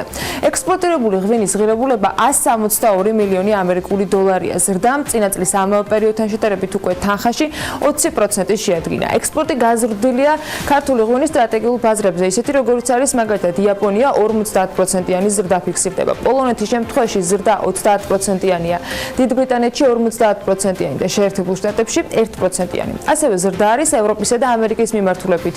რუმინეთში 477%, ჩეხეთში 70, ნიდერლანდებში 39, საფრანგეთში 15 და ესტონეთში 12, ისევე როგორც ლატვიაში. ლიეტუვაში 7%-ის ზრდა ფიქსირდება და გერმანიაში 3. ტრადიციულ ბაზრებსა და აზიის მიმართულებებსაც თუ გადავხედავთ, თურქმენეთში 102%-ით მეტი ღვინო გავიდა, მონღოლეთში 44, ყირგიზეთში 37 და უკრაინაში 34, ყაზახეთში 16%-ით მეტი. რუსეთში მხოლოდ 10%-იანი ზრდა გვაქვს, ბელარუსში კი 3. ექსპორტიორი ქვეყნების პირველი ხუთეული კი პრაქტიკულად უცვლელი რჩება: რუსეთი, უკრაინა, ჩინეთი, ყაზახეთი და პოლონეთი. ისევ ღვინის ეროვნული სააგენტოს მონაცემებით იანვარ-ოქტომბერში საქართველოს და მსოფლიოს 22 ქვეყანაში 15,7 მილიონი ბოთლი ბრენდია გასული, ეს 15%-ით გაზრდილი მაჩვენებელი 10 თვის მონაცემებს თუ შევადარებთ. ბრენდის ექსპორტით მიღებულმა შემოსავალმა კი 32 მილიონ 200,000 დოლარი შეადგინა, აქ ზრდა 8%-ია. საანგარიშო პერიოდში საქართველოს და მსოფლიოს 25 ქვეყანაში ექსპორტირებულია 322,000 ბოთლი ჭაჭა, ზრდა 47%-იანია. ამ წლის ბიუჯეტის ხარჯვითი ნაწილის შესასრულებლად კი წლის ბოლომდე დარჩენილი 56 დღის განმავლობაში მთავრობამ 3 მილიარდ 250 მილიონი ლარი უნდა დახარჯოს, თუ უნდა რომ გეგმა შეასრულოს. ხაზინის ბოლო მონაცემებით წლის დასაწყისიდან დღემდე გაწეულია 9 მილიარდ 210 მილიონი ლარის ხარჯი, ეს იმ დროს, როცა 2018 წლის ბიუჯეტის გადასახდელების ნაწილი 12 მილიარდ 459 მილიონი ლარითაა განსაზღვრული. უკვე გაწეული ხარჯის გათვალისწინებით კი ბიუჯეტიდან წლის განმავლობაში ყოველდღურად საშუალოდ 30 მილიონამდე ლარი იხარჯებოდა. იმისთვის, რომ წლის ბოლომდე დარჩენილ დღეებში ბიუჯეტით დაგეგმილი ხარჯები სრულად იყოს ათვისებული, ხაზინას ყოველდღურად გასაცემი ფულის გაორმაგება მოუხდება, ანუ დაახლოებით 60 მილიონის ხარჯვა, თუმცა გუშინ როგორც მათ შორის ჩვენი რესპონდენტისგან ირაკლი კოზანიძისგან მოვისმინეთ, სავარაუდოდ არჩევნების მეორე ტურის დასრულების შემდეგ 2018 წლის ბიუჯეტი გადაიხედება და ის დაკორექტირებას დაექვემდებარება. 9 თვეში სახელმწიფომ 74 მილიონ 300,000 ლარის მიწა გაყიდა. იანვარ-სექტემბერში სახელმწიფო ბიუჯეტში მიწის გაყიდვიდან 6 მილიონ 600,000 ლარია შესული. ტერიტორიული ერთეულების ბიუჯეტში კი 67 მილიონ 900,000 ლარი. აქედან ავტონომიური რესპუბლიკების ტერიტორიებზე განლაგებული სახელმწიფოს მფლობელობაში არასასოფლო-სამეურნეო დანიშნულების მიწების გაყიდვიდან ჯამში 1,100,000 ლარია შესული. ადგილობრივ თვითმმართველობებში განლაგებული არასასოფლო-სამეურნეო დანიშნულების მიწების გაყიდვიდან კი 10 მილიონი ლარი. ავტონომიური რესპუბლიკების საკუთრებაში არსებული არასასოფლო-სამეურნეო დანიშნულების მიწების გაყიდვიდან შენატანმა 16 მილიონ 400,000 ლარი შეადგინა. ადგილობრივი თვითმმართველობის ერთეულების საკუთრებაში არსებული არასასოფლო-სამეურნეო მიწების გაყიდვიდან შესული თანხა კი 53 მილიონ 100,000-ია.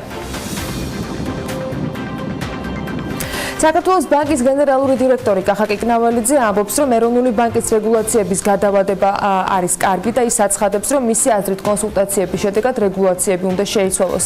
ის საქმის კურსთან საუბრისას იმედს გამოთქვამს, რომ კომერციულ ბანკებს დრო მიეცემათ საიმისოდ, რომ ხელმოწერიდან ძალაში შესვლამდე ახალი რეგულაციები თავიანთ სისტემაში დანერგონ. მე ვფიქრობ, რომ კონსულტაციები გაგრძელდება და იმედი მაქვს, რომ ეს დოკუმენტი შეიცვლება და მათ შორის ბანკებს დრო მიეცემათ ხელმოწერიდან ძალაში შესვლამდე, რომ ეს რეგულაციები თავიანთ სისტემებში დანერგონ. მე ვფიქრობ, რომ და ამ კონსულტაციების შედეგად კი ეს დოკუმენტი შეიცვლება იმედი მაქვს.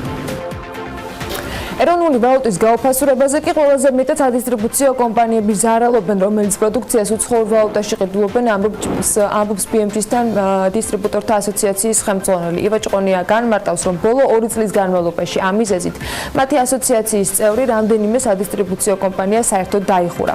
მისივე თქმით, აუცილებელია ამ საკითხს ხელისუფლება და ეროვნული ბანკი უფრო მეტი პასუხისმგებლობით მიუდგეს. მისი განცხადებით, ლარის კურსის ცვლილება ნორმალურია და მდგომარეობას კიდევ უფრო ის აუარესებს, რომ უიმედოა რეალურად წინასწარი მოლოდინები. საქართველოში მსოფლიო ბრენდების ხურთუკების წარმოება დაიწყება და ის ევროკავშირის ბაზარზე გავა. საპარტნიორო ფონდში BMT-სთან განმარტავენ, რომ ურთიერთთანამშრომლობის საბოლოო შეთანხმება ფონდსა და ძიანქსის ჰუაჟოუს შორის უკვე გაფორმებულია. საწარმოს მშენებლობა ტყიბულში გადაწყდა, პროექტის პირველი ეტაპის საინვესტიციო ღირებულება კი $5 მილიონი. პირველ ეტაპზე როგორც უთომზანებენ დაახლოებით 200-300 ადამიანი დასაქმდება, რომლებიც გაივლიან სპეციალურ ტრენინგს, აშენდება ახალი ფაბრიკა, სულ ახალი ტექნოლოგიები ჩამოვა, რომელიც თანამედროვე, ულტრათანამედროვე ტექნოლოგიებია.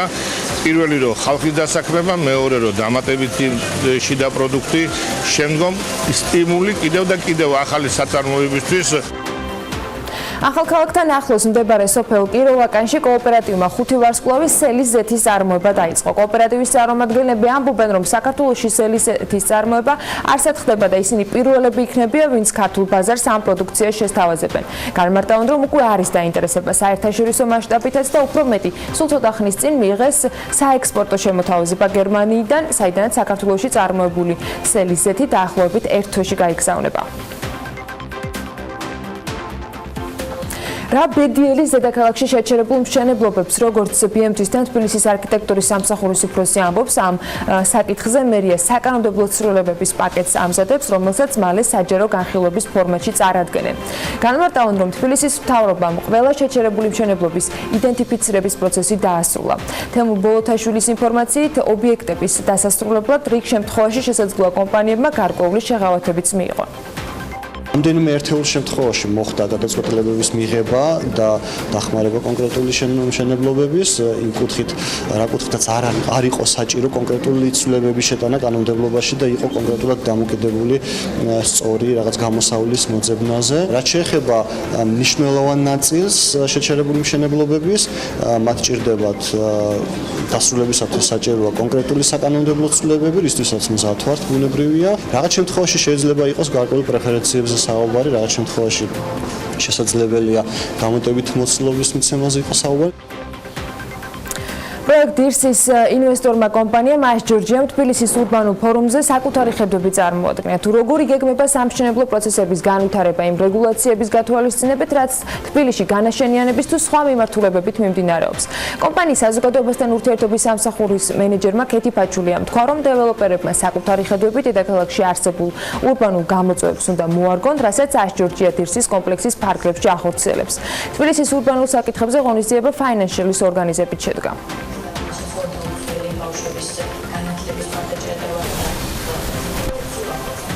დეველოპერები მომრავი გამოწვევის წინაშე დგანან, განსაკუთრებით ბოლო პერიოდში, როდესაც აქტიურად განიხილება რეგულაციების საკითხი, ზოგი შედის ზალაში და ზოგიც მალე შევა ზალაში.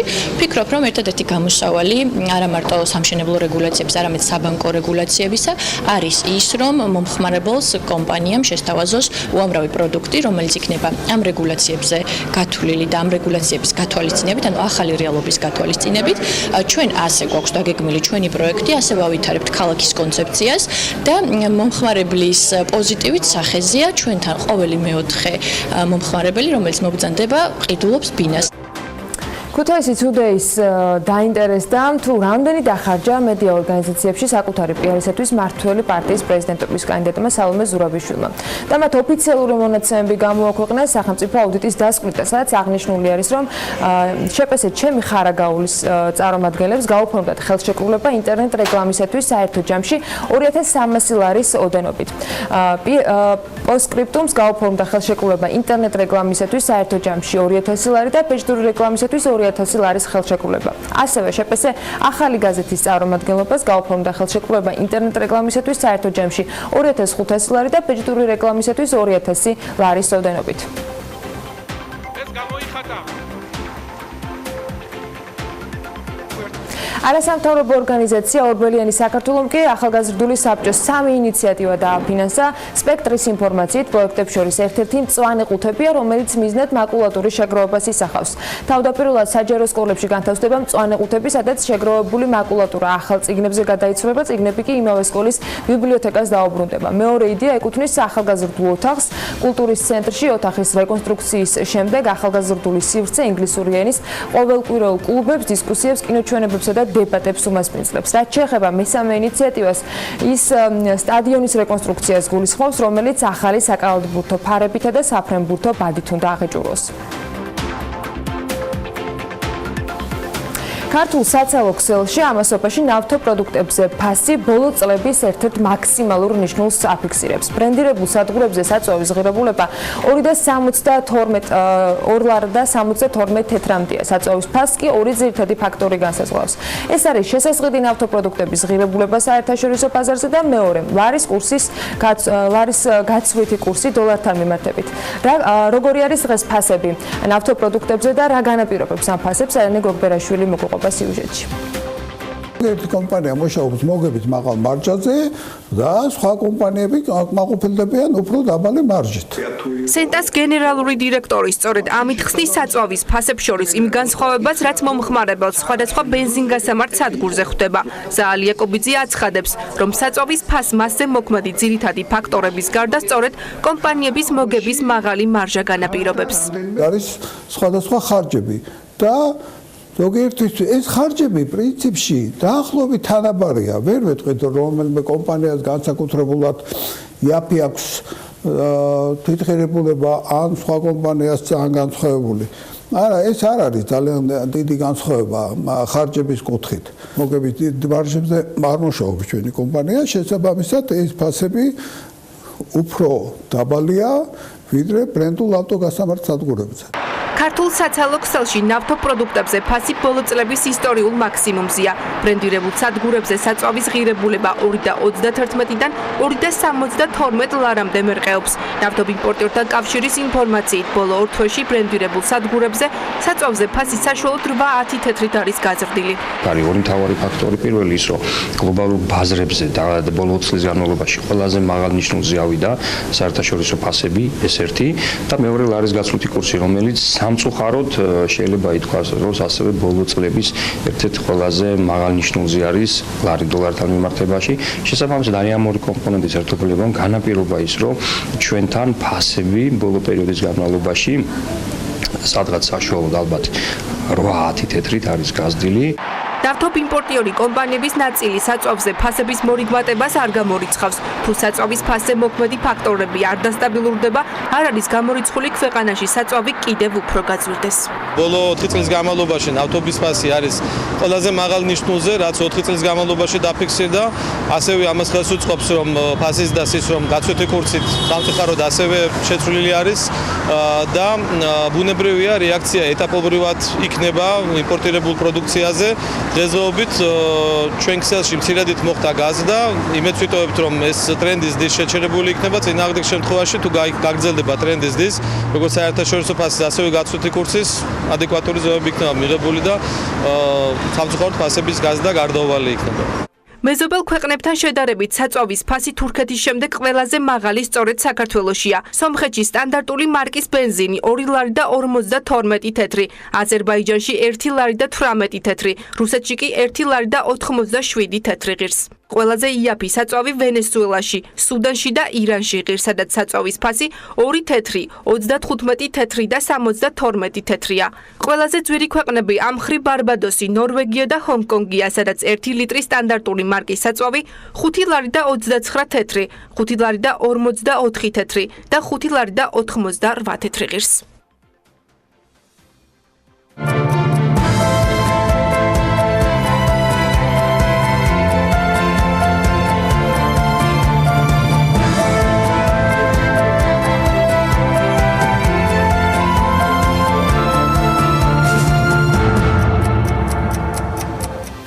EBRD მიმდინარე წელს საქართველოში 4.5%-იან ზრდას ეკონომიკურ ზრდას პროგნოზირებს.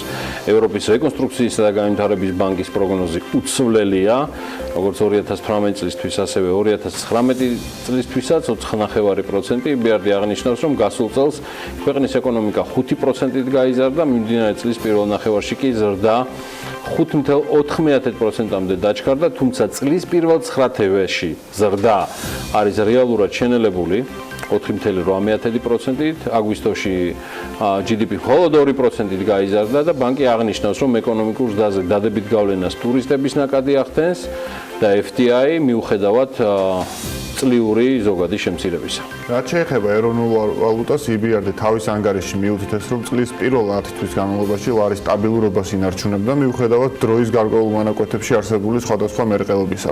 რაც შეეხება რეგიონის ქვეყნებს, აღმოსავლეთ ევროპისა და კავკასიის რეგიონში EBRD-მა პროგნოზი აზერბაიჯანსა და თურქეთს შეუმცირა, განახლებული მონაცემები შემდეგნაირად გამოიყურება.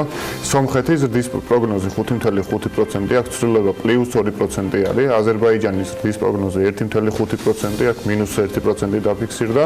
ბელარუსი 3%, აქ უცვლელად დატოვა EBRD-მა თავის პროგნოზი, მოლდოვას ზრდის პროგნოზი 4%, აქ +0.5%-იანის დაგვაქვს. უკრაინა 3.5%, აქაც 0.5%-ია ზრდის სახით, თურქეთი კი 3.6%-ია და ცვლილება -0.8%-ით გამოიხატა. ხოლო რაც შეეხება რუსეთს, აქ ზრდის პროგნოზი 1.5%-იან ბარიერზეა და ცვლილება მას არ შეეხო.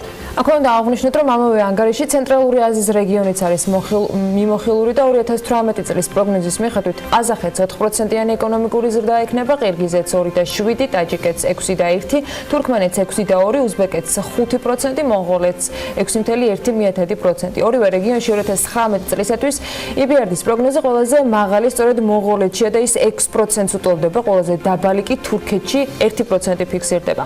ბანკი იმასაც აღნიშნავს, რომ თითქმის ყველა ქვეყანაში, სადაც EBRD ინვესტიციებს ახორციელებს, ეკონომიკური მდგომარეობა საკმაოდ სტაბილურია. გამონაკლისია თურქეთი, სადაც ზაფხულში ლირა რეკორდულად გაუფასურდა და გაუარესა ინვესტორების მოლოდინები. საპროცენტო განაკვეთები კი ამის ნიადაგზე გაიზარდა.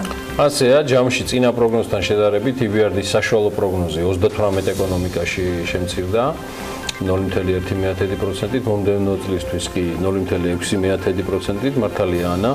ბანკი ამას თურქეთის ეკონომიკური შენელებით ხსნის, ეკონომიკური ზრდის შენელებით 2018 წლისთვის 40-მდე ქვეყანაში ზრდის საშუალო პროგნოზი 3.2% იქნება, მომდევნო წლისთვის კი ესეც როგორც გითხარით 0.6%-ით არის დაკორექტირებული შემცირებისკენ. EBRD-ის განახლებული ანგარიშიდან არის სწორედ ეს ყველაფერი მიღებული განახლებული ინფორმაცია, მაგრამ ჩვენ სტუმართან ჩვენ მაინც მსოფლიო ბანკით დავიწყებთ, რადგან ჩვენს მიერ ჩამოთვლილი ქვეყნები, არც მეტი არც ნაკლები, ოღონდ საქართველოს გვერდიგვერდ მოხვდნენ ტოპ რეფორმატორების მორიგ რეიტინგში, რომელსაც მსოფლიო ბანკი ადგენს და სწორედ 2019 წლისთვის, 2017 წლის ინფორმაციებზე და სტატისტიკაზე დაყრდნობით, მსოფლიო ბანკმა წარმოადგინა doing business-ის განახლებული ანგარიშები, ჩვენ ამაზე ბევრი ვისაუბრეთ, მაგრამ კიდევ დამატებითი ინფორმაცია ამ თემაზეც აქვს ევა ბოჭორიშვილს, იგი გალტენ-ტაგარტის კვლევების დეპარტამენტის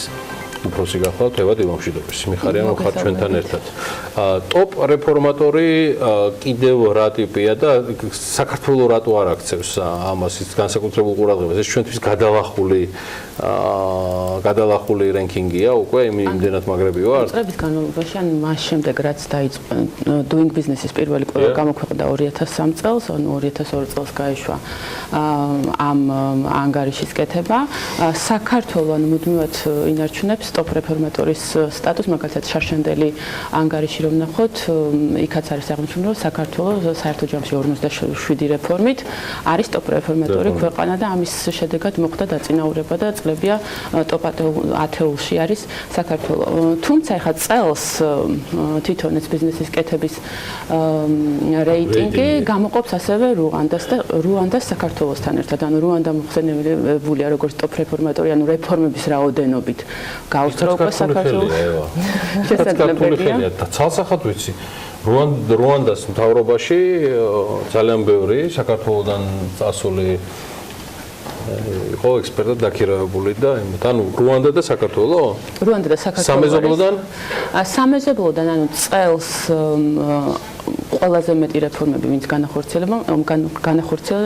განახორციელა მოხსენიებულია აზერბაიჯანი და თურქეთი. მიუხედავად იმისა, რომ ხა ამ ორი ქვეყანა შემცირებული აქვს აი თქვენი ინფორმაციით ეკონომიკური ზრდის მაჩვენებელი. ჩვენ არა იბიარდი. ხომარი საქართველოსაც ფაქტია რომ რეფორმები მხოლოდ რეფორმები და doing business-ის რეიტინგში მდგომარეობა არ განსაზღვრავს ეკონომიკური ზრდის კონკრეტულ მაჩვენებელს. მაგრამ რა თქმა უნდა ესეც მნიშვნელოვანი მაჩვენებელია, ეს ზომავს ზოგადად ბიზნესის რეგულაციებს და აფასებს წვრილი და საშუალო კომპანიისთვის რამდენად მარტივია ბიზნესის დაწყება. ანუ ეს ცალსახად კარგი მნიშვნელოვანი რეიტინგია და ჩვენთვის კარგი რეიტინგია და აქ გამოვყოფთ ახლა საქართველოს რა კატეგორიებში მოიპოვა დაწინაურება და რის გამო გადავიდა მე-9-დან მე-6 ადგილზე 2019 წელს. ეს არის სამი კატეგორია. პირველი არის ბიზნესის დაწყება და ზოგადად ეს ანგარიში ამბობს, რომ ეს ბიზნესის დაწყების რეფორმა არის ვისაც ზომავენ ამ ქვეყნებში ყველაზე პოპულარული და საშუალოდ ანუ მსოფლიოში 20 დღე ჭირდება ბიზნესის დარეგისტრირებას, მაშინ როდესაც 2006 წელს ეს იყო დაახლოებით საშუალოდ 47 დღე, ანუ ყველაზე პოპულარული სახეობა და ეს ანგარიში აღნიშნავს კიდევაც, რომ 2019 წლის შეფასებით საქართველოს ყველაზე მეტად ამ კატეგორიაში დაუახლოვდა მსოფლიოში საუკეთესო მაჩვენებელს. რა გააკეთა საქართველოს ამ შემთხვევაში ეს არის, რომ კომპანიის რეგისტრაციის პროცესში კომპანიას შეუძლია ასევე ნებაყოფლობით დარეგისტრირდეს DRG-ს გადამხდომად, მაშინ როდესაც ამისთვის დამატებით ჭირდებოდა შემოსავლების სამსახურში მისვლა. მეორე რეფორმა, რაც განხორციელდა ყველასთვის კარგად ცნობილი ეგრეთ წოდებული ესტონური მოდელი, საქართველოს ანუ განაწილებული მოგება გათავისუფლდა მოგების გადასახადი და მესამე რაც არის აღნიშნული ეგრეთ წოდებული ხელშეკრულებების აღსრულება, აქ არის ის, რომ საქართველოს დანერგა ანუ საქმეებზე მოსამართლეთა შერჩევითი შემთხვევითი შერჩევის და საქმის ავტომატური დაწყების რეჟიმი და ამ სამი მიმართულებით გვაქვს მნიშვნელოვანი გაუმჯობესება.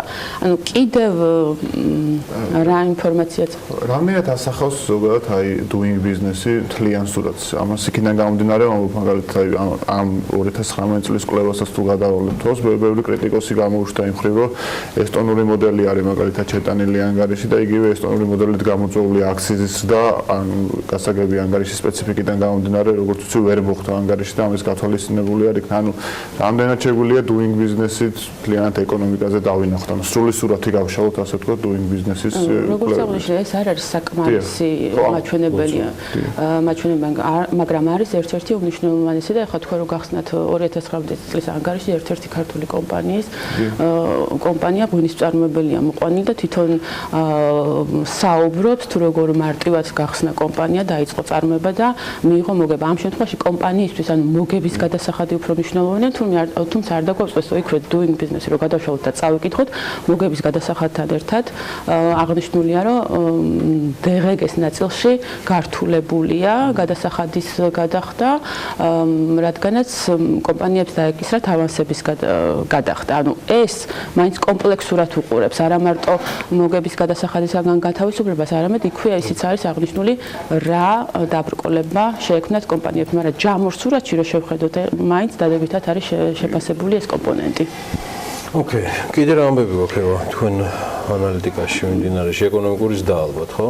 ეკონომიკურის და სექტემბერში მას შემდეგ რაც ივლის-აგვისტოში გქონდა მნიშვნელოვანი შენელება ეკონომიკური ზრდის და საშუალოდ 3% იყო ზრდა, სექტემბერში გვაქვს 5.6%-იანი ზრდა, ანუ ესე იგი რომ შევხედოთ წლის განმავლობაში, ანუ წლის პირველ ნახევარში ივლისამდე სტაბილურად გქონდა მაღალი ეკონომიკური ზრდა 5%-თან ახლოს და ეხლა როგორც ხედავთ არის მერყეობა ეკონომიკურ ზრდაში. ახლა სექტემბრის მაჩვენებელს რო შევხედოთ, რაც არის წინასწარი მაჩვენებელი, რაც არის ანუ მნიშვნელოვანი არის ის, რომ ის ორი უმსხვილესი დარგი, რომელსაც ამ მთელი ეკონომიკის მესამედი უკავია, ეს არის მრეწველობა და ვაჭრობა, ორივე მოხსენიებულია როგორც მზარდ დარგებად.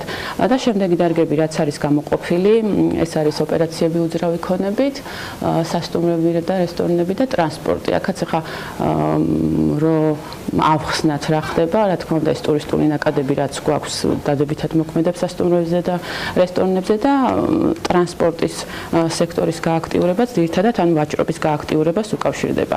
ანუ საშუალოდ რო შევხედოთ 9 თვეში გვაქვს ჩვენოთ 9%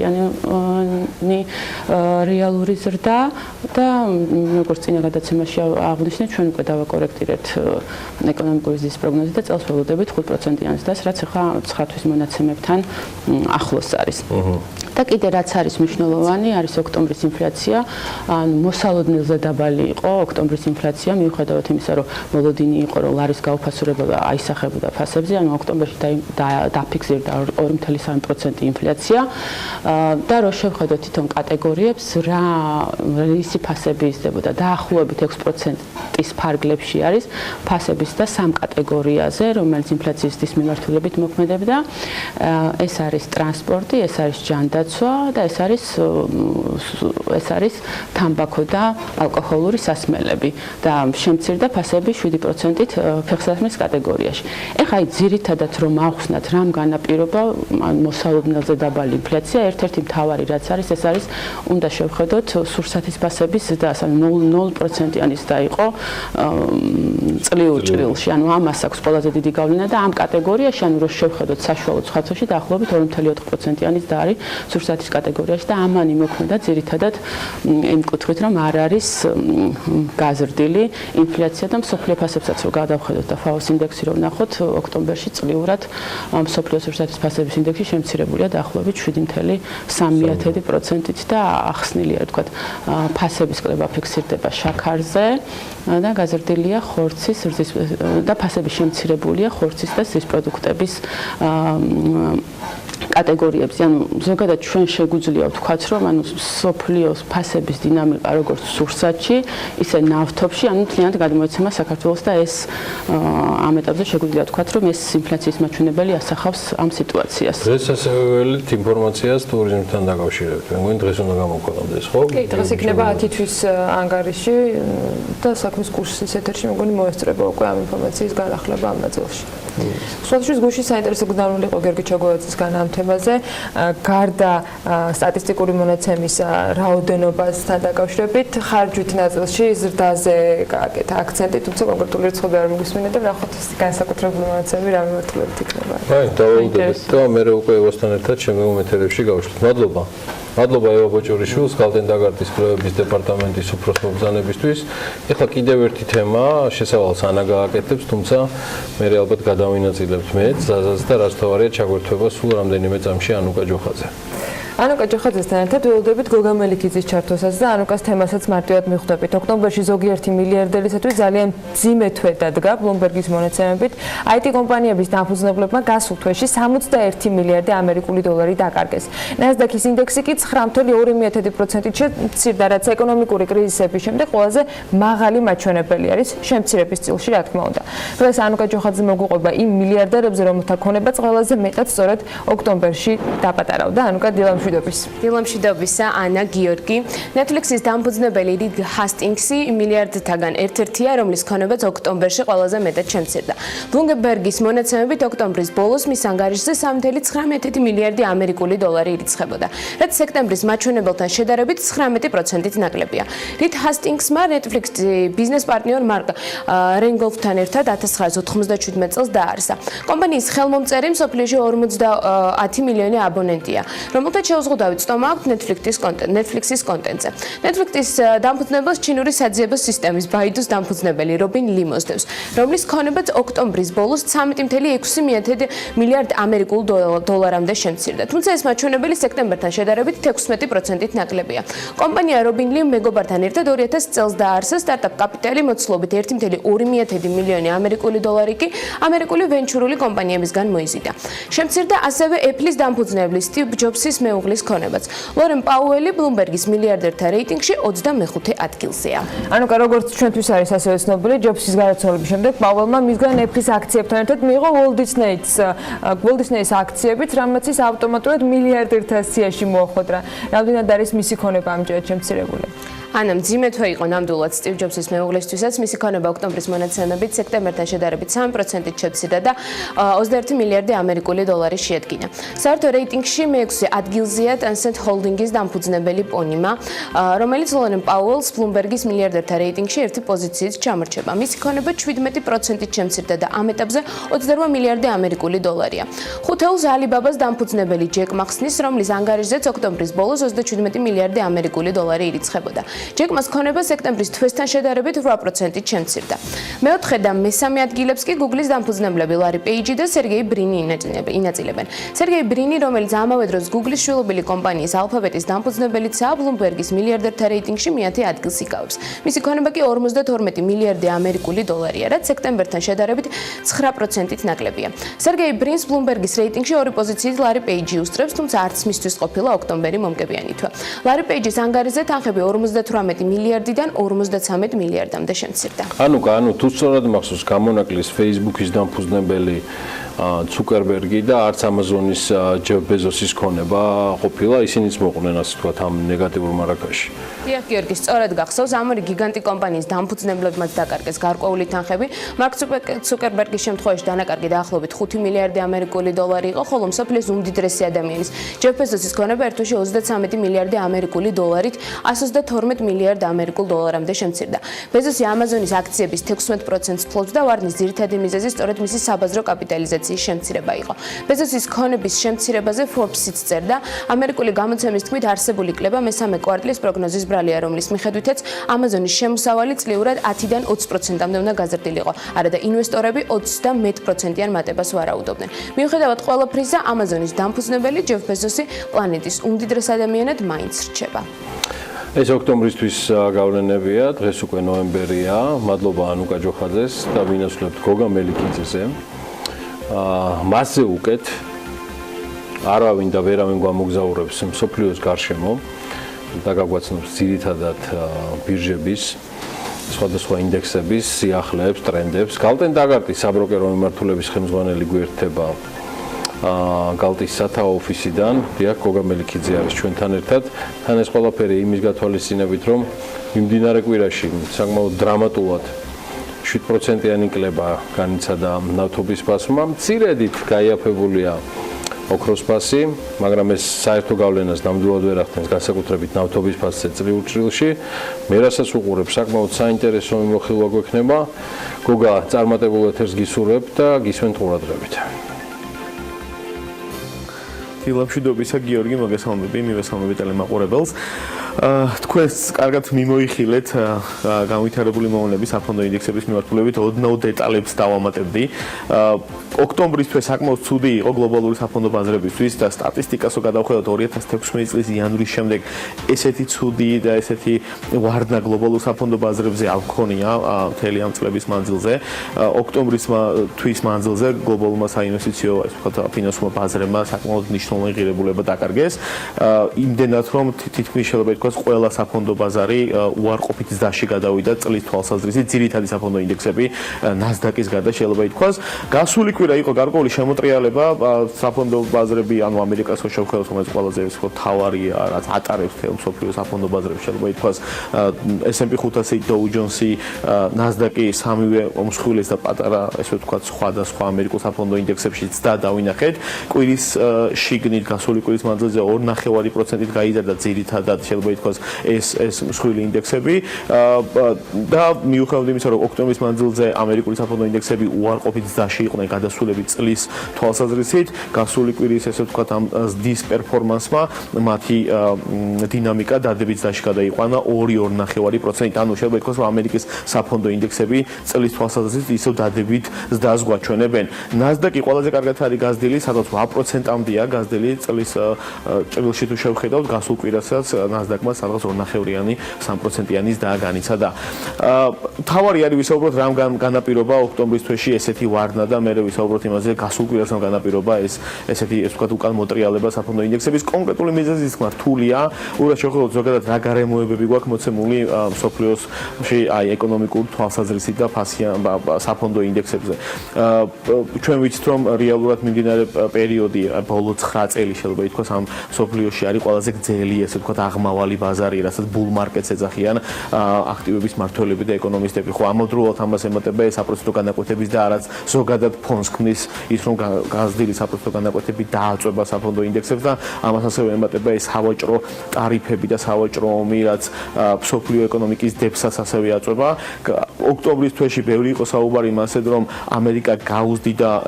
ჩინეთს მთელ ეს იმპორტის კატეგორიებზე სრულ იმპორტის კატეგორიებზე სავაჭრო ტარიფებს ახლა ჩვენ ვიცით რომ სადღაც 250 მილიარდზე აქვს უკვე გაზრდილი და ეს არის ნახევარი იმისა რის იმპორტიც ხდება ჩინური იმპორტი ამერიკაში საუბარი იყო რომ ეს გახდებოდა შეივსებოდა მთლიანად ამან გამოიწვიეს ვთქვათ უარყოფითი და ნეგატიური სენტიმენტები ბაზარზე და დაწოლა გააჩინა უფრო გაყიდვების მხრივ ასევე ამერიკის ეკონომიკაში უმუშევრობა კიდევ უფრო მეტად შემცირებულია რაც კარგი ერთის მხრივ მეორე მხრივ აჩენს ესე ვთქვათ ინფლაციურ ფონს რომ ეს მოხმარებას გაძის საბოლოო ჯამში ფასები გაიზრდება და ეს უფრო მეტად სწრაფად გაძდის საპროცენტო განაკვეთებს ასევე იქ ამაზონმა და გარკვეულმა კომპანიებმა და იქ მათ შორის Apple-მას ცოტა ფინანსური შედეგები ისეთი ვერ გამოაქვეყნეს ან კიდე გარკვეული ესე ვთქვათ რიპორტინგის მიმართულებით გარკვეული მაჩვენებლების შეცვალეს ამას გაყიდვები გამოიწვია ერთ სიტყვით კონკრეტული მიზეზის გამოყოფა რთულია ფაქტია რომ სოფლიო გარკვეული გამოწვევების წინაშე დგას ეს არის საკმაოდ გრძელვადიანი აღმავალი ბაზარი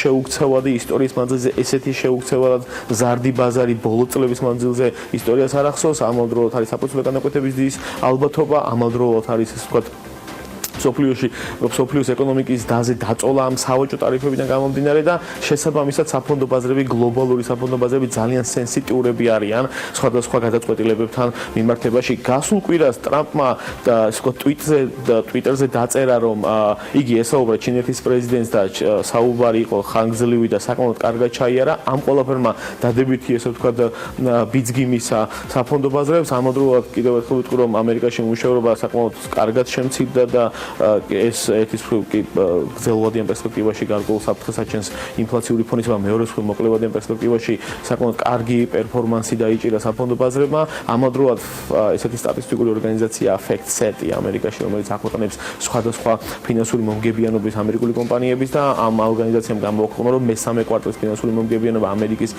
კომპანიების არის დაახლოებით 25%-იანი დააქვს წლიდან წლამდე რაც საკმაოდ კარგია ეს ციფრი ის არის რასაც ამერიკაში მოელოდებოდნენ, ანუ აქ შემცირება არ არის და აი ამ სხვადასხვა ფაქტორებმა ესე ვთქვათ უფრო დადებითი ტენდენცია გააჩინა ამერიკულ საფონდო ბაზრებზე. ძირითადი განპირობებელი ალბათ უფრო არის ამერიკასა და ჩინეთს შორის მოლოდინი, რომ ამერიკა და ჩინეთი სავაჭრო ტარიფების მიმართულებით დაალაგდებიან და ესე ვთქვათ არ გახდება ეს თავარი გამოწვევა მიმდინარე წლის და მომავალი წლის ეკონომიკური დებისთვის. ნახოთ როგორ განვითარდება მოვლენები.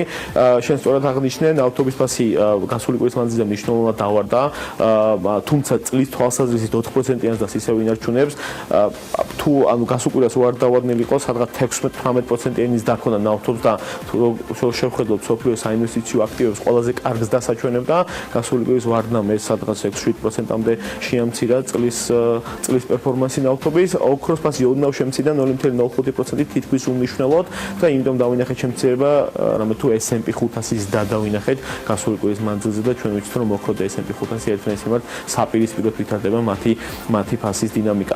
რაც შეეხება ევროზონაში დავინახეთ ინდექსების და როგორც კი ამერიკაში ხედავთ ხოლმე საფონდო ინდექსების ძირითად საფონდო ინდექსების ზრდასთან ვარდნას თითქმის იგივე პერფორმანსი გადაედება ხოლმე ევროპას. სტოქ 600 რომელიც უმსხვილესი ევროპული ინდექსია 3.6% გაიზარდა გასული კვირის მანძილზე. კვირის ჭრილში ესეთი მაღალის და საკმაოდ აღსანიშნავია, ასევე გაიზარდა DAX 30 დაახლოებით 2.5%-ით, CAC 40 დაახლოებით 2.4-2.5%-ით. კვირის მანძილზე ყველა ევროპული ინდექსები გაიზარდნენ, მათ შორის FTSE 250, FTSE 100, ანუ ბრიტანული ინდექსები, მაგრამ აღსანიშნავია მათი წლის პერფორმანსი მიმდინარე წლის მანძილზე, ძირითადი ევროპული ინდექსები, თუ არა ყველაზე ევროპული ინდექსი, მსხვილები ერთნიშნულოვნად არიან უარყოფით ზრდაში, მაგალითად DAX 30-10%-ამდეა, გერმანული ინდექსი დავარდნილი, CAC 40-3-4%-ამდე, 5-6%-ამდეა შემცირებული STOXX 600, ანუ ამერიკისგან განსხვავებით ევროპული საფონდო ინდექსები წლის ჭრილში თუ შევხედათ მათ პერფორმანსს უარყოფით ზრდას აჩვენებენ.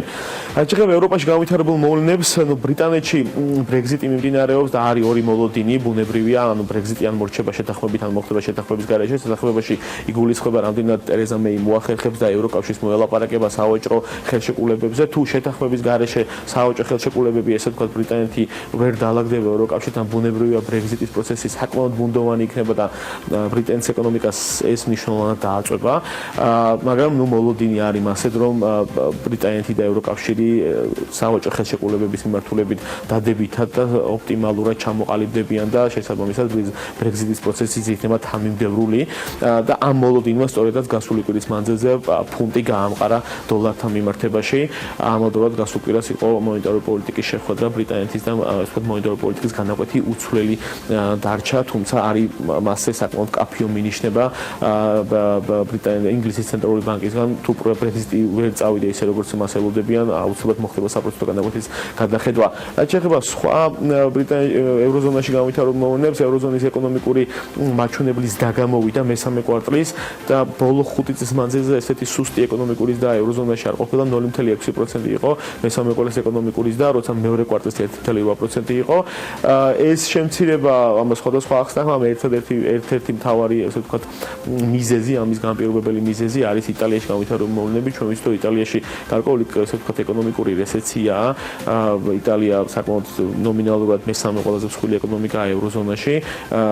იმ დროს, როდესაც მასში საკმაოდ ჭარბად არის ვალი, ამავდროულად იტალიის ეკონომიკას დაგეგმილი აქვს, ესე ვთქვათ, დეფიციტური ბიუჯეტი, ეს კიდე, ესე ვთქვათ, ამყარებს იმის მოვლენებს, რომ შეიძლება იტალიამ კიდევ უფრო მეტი ვალი აიღოს ან საშინაო ან საგარეო. ერთი სიტყვით იტალიაში გარკვეული პრობლემები არის, რაც ევროზონის განვითარებას, ევროზონის ეკონომიკას მნიშვნელოვნად აწვება და შეიძლება ითქვას, ეს იყო ერთ-ერთი განპირობებელი მიზეზი, რომ 0.6%-ის დააჩვენა ევროზონამ მესამე კვარტლის მანძილზე.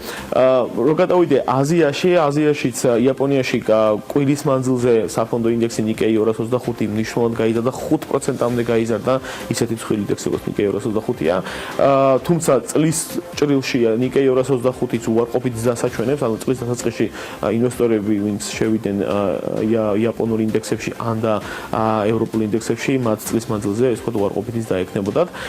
დაახლოებით 3%-ით არის 3.5%-ით წლის მანძილზე შემცირებული Nikkei 225, იენა და დოლარიც 112-ის ფრანგლებში ივაჭრება, თითქმის იგივე ნიშნულზე როგორც წლის დასაწყისში ივაჭრებოდა. იაპონიაში მნიშვნელოვანი არის ის, რომ 30-31 ოქტომბერს იყო მონეტარული პოლიტიკის შეხვედრა და იაპონიამ რაც რაღაც დონეზე მოსავალნელიც იყო, არ შეცვალა, არ გაამკაცრა მონეტარული პოლიტიკა და ჩვენ ვიცით, რომ იაპონიაში გვაქვს ყველაზე შერბირებული მონეტარული პოლიტიკა თუ განვითარებულ ეკონომიკებს გადავხედავთ, რაც ნიშნავს იმას, რომ მოკლევადიანი საპროცენტო განაკვეთი არის -0.1% და 10 წლიანის საპროცენტო განაკვეთი არის დაახლოებით 0.0%. ეს ერთის მხრივ იაპონია იძახს, რომ იაპონიის ცენტრალური ბანკი რომ მათ არ აქვთ ინფლაცია ქვეყანაში 2%-ზე დაბალია და შესაბამისად ისინი არ აპირებენ რომ გაზრდონ საპროცენტო განაკვეთი, თუმცა მეორე მხრივ იაპონური ბანკები საკმაოდ სერიოზულ პრობლემებს განიცდიან და არ არის გამორიცხული მიუხედავად ინფლაციის დაბალი მაჩვენებლისა, რომ იაპონიაში მაინც გაზრდონ საპროცენტო განაკვეთი. უცბად ვიტყვი ერთი-ორი სიტყვით ჩინეთთან დაკავშირებით. ჩინეთთან როგორც დასაწყისში ვაღნიშნე, ჩინეთსა და ამერიკას შორის შეიძლება გარკვეული შეთანხმება მოხდეს და არ დაიძაბოს სავაჭრო რეჟიმები, როგორც ეს აქამდე მოსავალნელი იყო, რამაც განაპირობა ოქტომბრის მნიშვნელოვანი ვარდნა და დიდი ოცეული შეხვედრა, რომელიც 26 ნოემბერს არის ჩანიშნული, შეიძლება როგორც მოსავალნელი, როგორც ტრამპმა განუცხადა ბლუმბერგს და CNBC, შეიძლება ეს ვთქვათ დაიწყოს ბევრად დადებითი მოლაპარაკებები და ოპტიმისტური მოლაპარაკებები, რასაც ეკონომისტები საკმაოდ ოპტიმისტურად უყურებენ. რაც შეეხება სხვა განვითარებად ეკონომიკების ინდექსი გაიზარდა დაახლოებით 4%, თუმცა წლის თვალსაზრისით 13% არის შემცირებული, რაც კიდევ ერთხელ მიუთითებს იმაზე, რომ სოფლის საფონდო ინდექსები ამერიკის გარდა უარყოფით ზრდებს აჩვენებენ წლის თვალსაზრისით. გოგას მადლობა, საპროკურორო მიმართულების ხელმძღვანელი გალტენ დაგარტის გოგა მელიქიძე გვერდებოდა, მადლობა მას, ძალიან საინტერესო ანალიტიკას მის მიერ მომზადებულ სულ რამდენიმე წუთში BMG-ს ვებგვერდზე იხილავთ. ეხლა რეკლამის დრო არის, რომ შევისვენოთ და დავაპირო მას შეივსოს თავისი ფინანსური ხორჯინიც. ამასობაში სულ მალე ჩვენი შემდეგი თემით და სტუმრით დაგიბრუნდებით.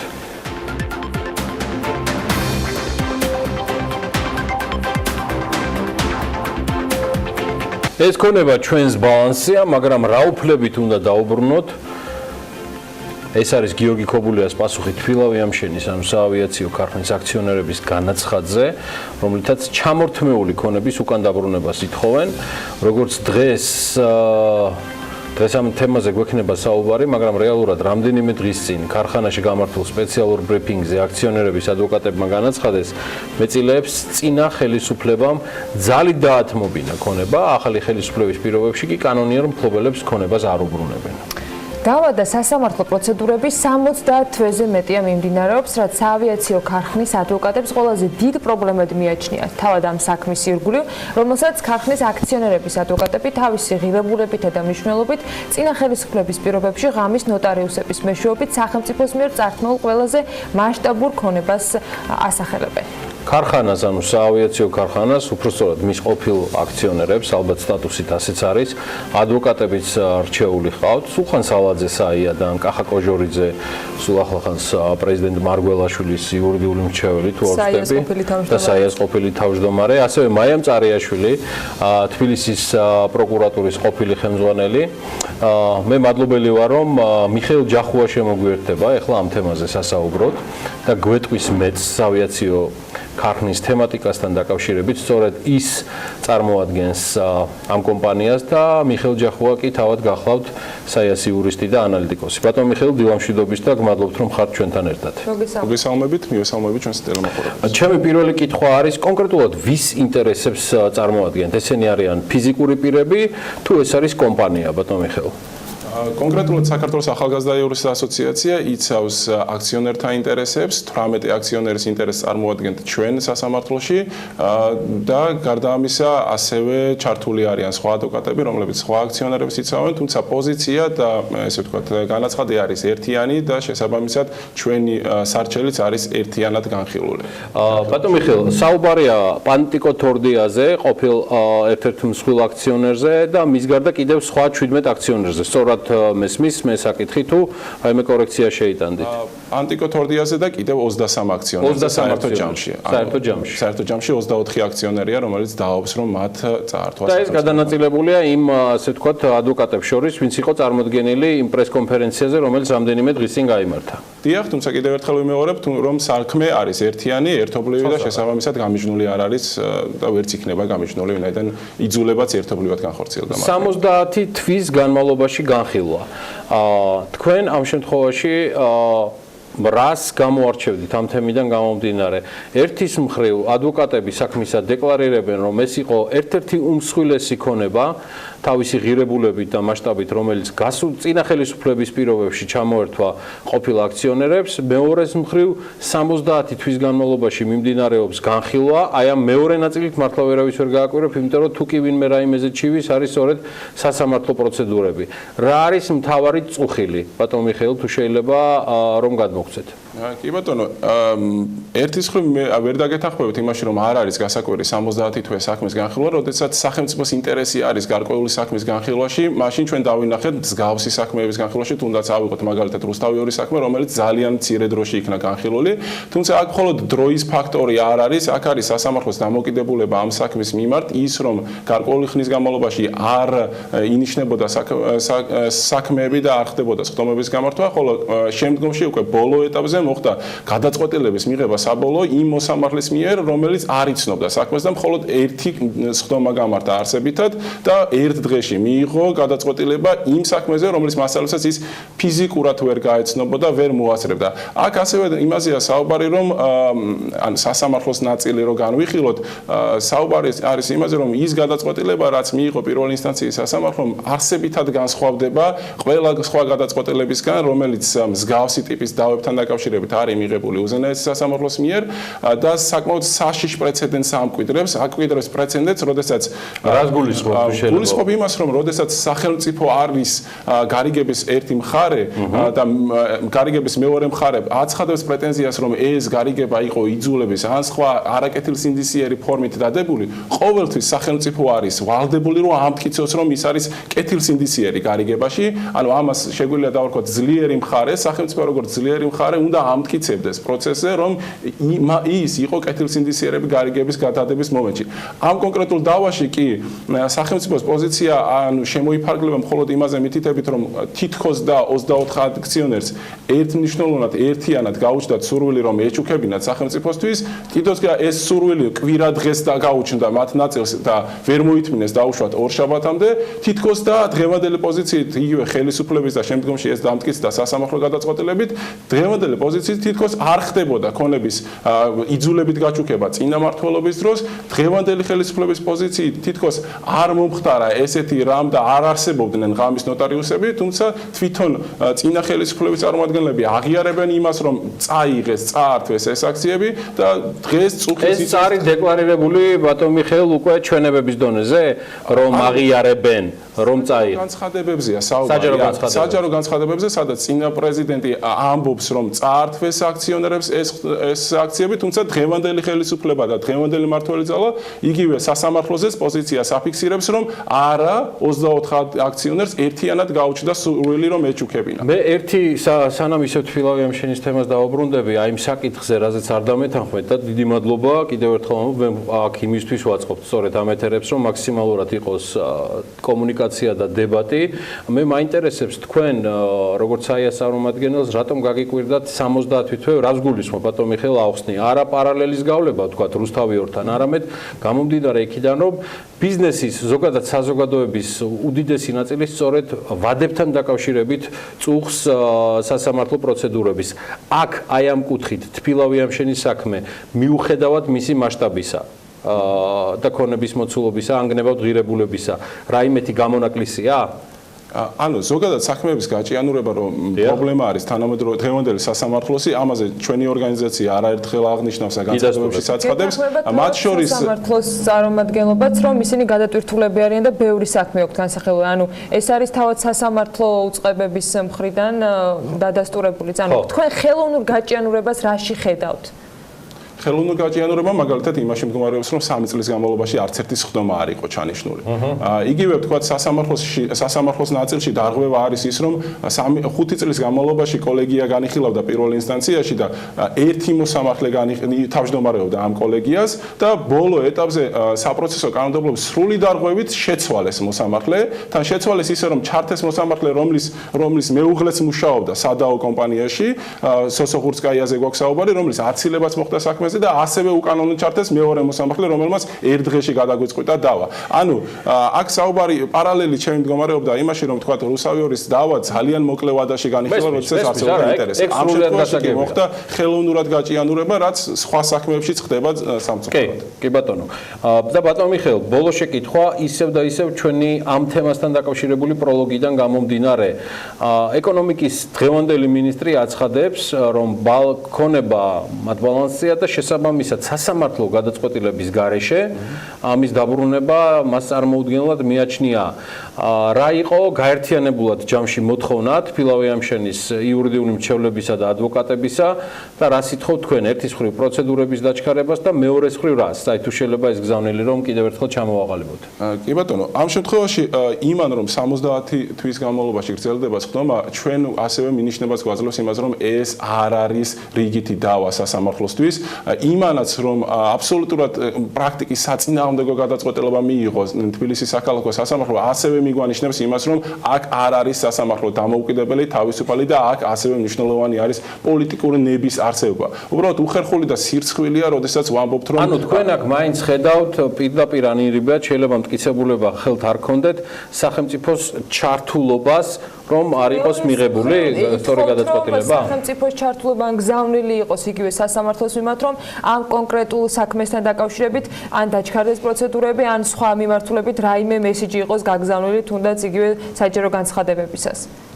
ცხადია დროულად უნდა მოხდეს საქმის განხილვა ეს ერთი გზავნილი არის, მაგრამ მეორე გზავნილი არის თავისი არსით და საქმეში არსებული მტკიცებულებით დავა არის ძალიან მარტივად გადასაწყვეტი თუ კი სუფთა სამართლებრივად შევხედავთ და ნახავთ იმ პრაქტიკას, რაც მსგავს საქმეებზე არის დამკვიდრებული და მარტივად იყო შესაძლებელი ამ გადაწყვეტილების მიღება, მაგრამ პირველი ინსტანციის გადაწყვეტილება ამაზე მიგვანიშნებს, რომ არა მხოლოდ სასამართლოზეა დამოკიდებული სამწუხაროდ ამ საქმის გადაწყვეტა. ამ შემთხვევაში ჩვენი ვთქვათ მოლოდინი დამოუკიდებელი სასამართლოს საქმის გადაწყვეტის შემთხვევაში ერთნიშნულად არის ის, რომ ჩვენი სარჩელი და მოთხოვნები დაკმაყოფილდება. ვინაიდან პირდაპირ მტკიცებულებები არის იმისი, რომ მოხდა ღამის საათებში ამ გადაფორმება, მოხდა ესე ვთქვათ სხვადასხვა უწყებების ჩართულობა და ასე შემდეგ. ბატონ მიხეილ, დიდი მადლობა მობრძანებისთვის. ჩვენ მივყვებით ამ თემას. ცხადია, ამ თემის ნაწილი თქვენს ბრძანდებით, როგორც საიას წარმომადგენელი და როგორც მოდავე მხარის წარმომადგენელი, 24 აქციონერი, რომელიც ამ ქონების დაბრუნებას ითხოვს. კიდევ ერთხელ მე მადლობას ვუხდი მიხეილ ჯახუას, იგი საიას იურისტი და ანალიტიკოსი გახლავთ. საუბრობდით ფილავიამშენის თემაზე. ახლა მოკლე რეკლამა, ამინდის შედარებით გრძელვადიანი პროგნოზი. რეკლამა ჩვენთან ძალიან საინტერესოა და სულ მალე დაგიბრუნდებით შემდეგი თემებით. ამინდის პროგნოზის სპონსორია SEU დეველოპმენტი.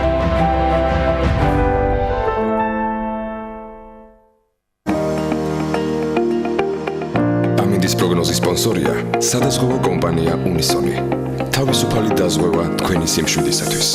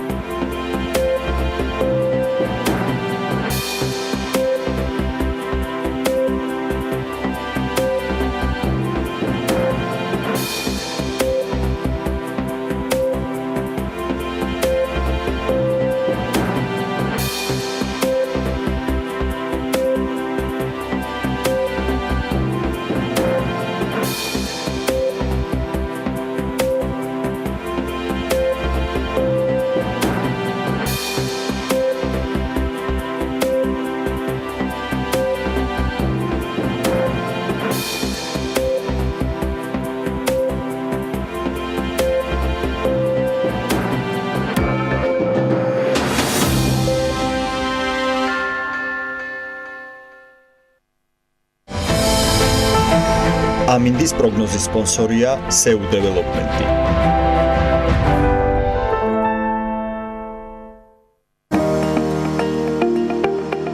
ამინდის პროგნოზის სპონსორია სადაზღვევო კომპანია უნისონი. თავისუფალი დაზღვევა თქვენი სიმშვიდისათვის.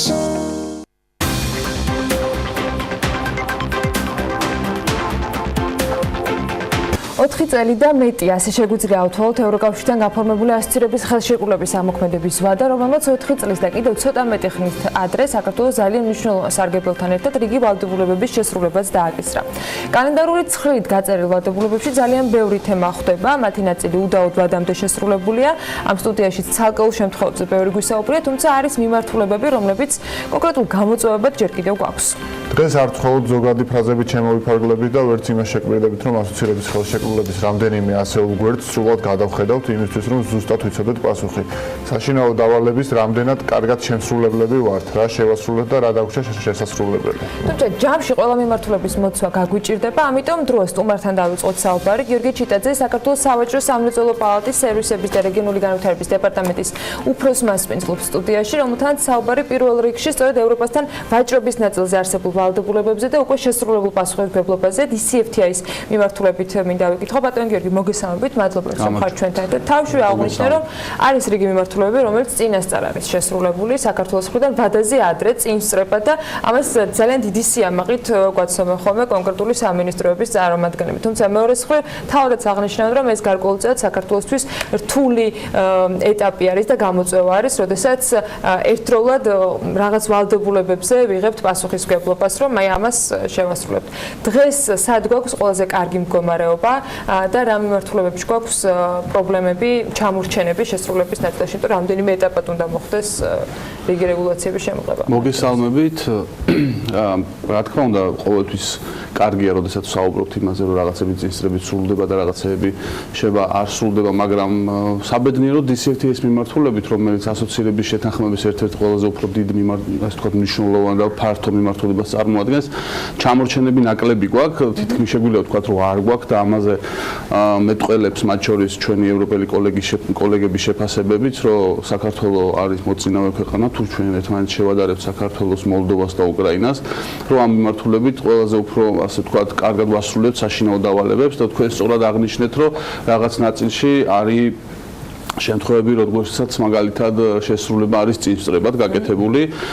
თუმცა მე ერთ რამეში ვერ დაგეთანხმებით, ანუ შესაძლებელია წინსწრებად გაკეთებული შესრულება მთლად ასე ვთქვათ ეფექტურად არ იყოს და ანუ უფრო სხვანაირად ვთქვათ ბიზნესისთვის შესაძლებელია ცოტა უფრო პრობლემებთან იყოს ხოლმე დაკავშირებული, გამოწვევები ამას გულისხმობ მეც, თუმცა მნიშვნელოვანი ფაქტორი აქ არის ნამდვილად ის, რომ ხდება კომუნიკაცია ბიზნესთან და არის კომუნიკაცია იმ კუთხით, რომ ისინი წინასწარ არიან ინფორმირებულები ამ მიმართულებით. ერთ-ერთი მნიშვნელოვანი ნაბიჯები, რასაც ამ კუთხით მათ შორის სავაჭრო სამრეწველო პალატა დგავს, არის ის, რომ ჩვენ ვცდილობთ, რომ ბიზნეს წინსწრებით მივაწოდოთ ესეთი სახის ინფორმაციები, რომელი რეგულაცია ხდება, ვთქვათ, ძალაში რომელი რეგულაცია შედის, როდის და აქედან გამომდინარე, ვცდილობთ, რომ რაც შეიძლება მეტი ინფორმაცია ქონდეს ბიზნესს, სწორად დაგეგმოს თავისი საქმიანობა იმისთვის, რომ იყოს შესაბამისობაში ახალ მოთხოვნებთან და რეგულაციებთან. თავარი გამოწვევა რა მიმართულებით არის, ახლა რომელიც სახელმწიფოს აქ შესრულებელი და თუ არის ესეთი ნაწილია, სადაც მეტნაკლების ჩავარდნა თუ შეგვიძლია ეს ვთქვათ, ან დროულად გამოსასწორებელი არის მდგომარეობა. შემიძლია ცალსახად გითხრათ, რომ ჩავარდნა არსად არა გვაქვს, თუმცა არის ბევრი გამოწვევები და შევეცდები აგიხსნათ რას გულისხმობ ამაში. თუ შევხედავთ, აი თქვენ როგორც დასაწყისში აღნიშნეთ 4 წლის განმავლობა, 4 წელია დაახლოებით 1 სექტემბერს გახდა 4 წელი, რაც დისერტი ძალაში შევიდა საქართველოსთვის და იწყებოდა და არის გარკვეული ესე ვთქვათ ვალდებულებების ჩამონათვალი, რომლის შესრულებაც ეწყება ეტაპობრივად, დაიწყო 2014 წელს. ამ ვალდებულებებს თუ კარგად შევხედავთ, ნახავთ იმას, რომ მაგალითად თავიდან რამდენიმე წლის განმავლობაში პირველი 2-3 წელი შედარებით ნაკლები რაოდენობის ნორმატიული აქტები იყო მაგალითად მისაღების სხვადასხვა სფეროში და რაც უფრო ასე ვთქვათ ღრმად შევდივართ ევროინტეგრაციის კუთხით ეს რაოდენობა ნორმატიული აქტების მე გულისხმობ ევროპულ დირექტივებს და ევროპულ რეგულაციებს უფრო და უფრო მატულობს. შესაბამისად 2019-2020 წლები და პრინციპში 2022 წლამდე პერიოდი უნდა ვთქვათ რომ იქნება ასე ვთქვათ ფართოდ დატვირთული ამ მიმართულებით და ვფიქრობ რომ ძალიან მნიშვნელოვანია რომ ეფექტური კომუნიკაცია მოხდეს მე როგორც მეწარმეებთან ისე საზოგადოებასთან ამ კუთხით, იმიტომ რომ დიდი რაოდენობის ნორმატიული აქტების მიღება მოხდება, უნდა მოხდეს უფრო სწორად, ვნახოთ როგორ იქნება და ვფიქრობ რომ მთავრობა ამას ესე ვთქვათ ეფექტურად შეძლებს, იმიტომ რომ არის შესაძლებლობა ამ კუთხით მე გულისხმობ ადამიანურ რესურსს და იმედი მაქვს რომ ამაშიც არ გვექნება ჩავარდნა, თუმცა კიდევ ერთხელ ვამბობ რომ დაახლოებით ასე ვთქვათ ყველაზე უფრო დიდი რაოდენობა ნაწილია ასე ვთქვათ რეგულირებების აქტებისა მოდის ამ პერიოდზე და კიდე ერთიც უნდა დავამატოთ, ანუ არა მხოლოდ რაოდენობრივად არის ეს დიდი, არამედ დიდი არის შინაარსობრივადაც, იმიტომ რომ უფრო მეტ პროდუქტს ეხება, უფრო მეტ პროდუქტს მოიცავს და შესაბამისად რაც უფრო მეტ პროდუქტს მოიცავს, ქვეყნის მთლიანში და პროდუქცია დაწოლა უფრო მეტი არის. ანუ რეალურად აქამდე ქვეყანა პრინციპში პირველი 4 წლის განმავლობაში კარგად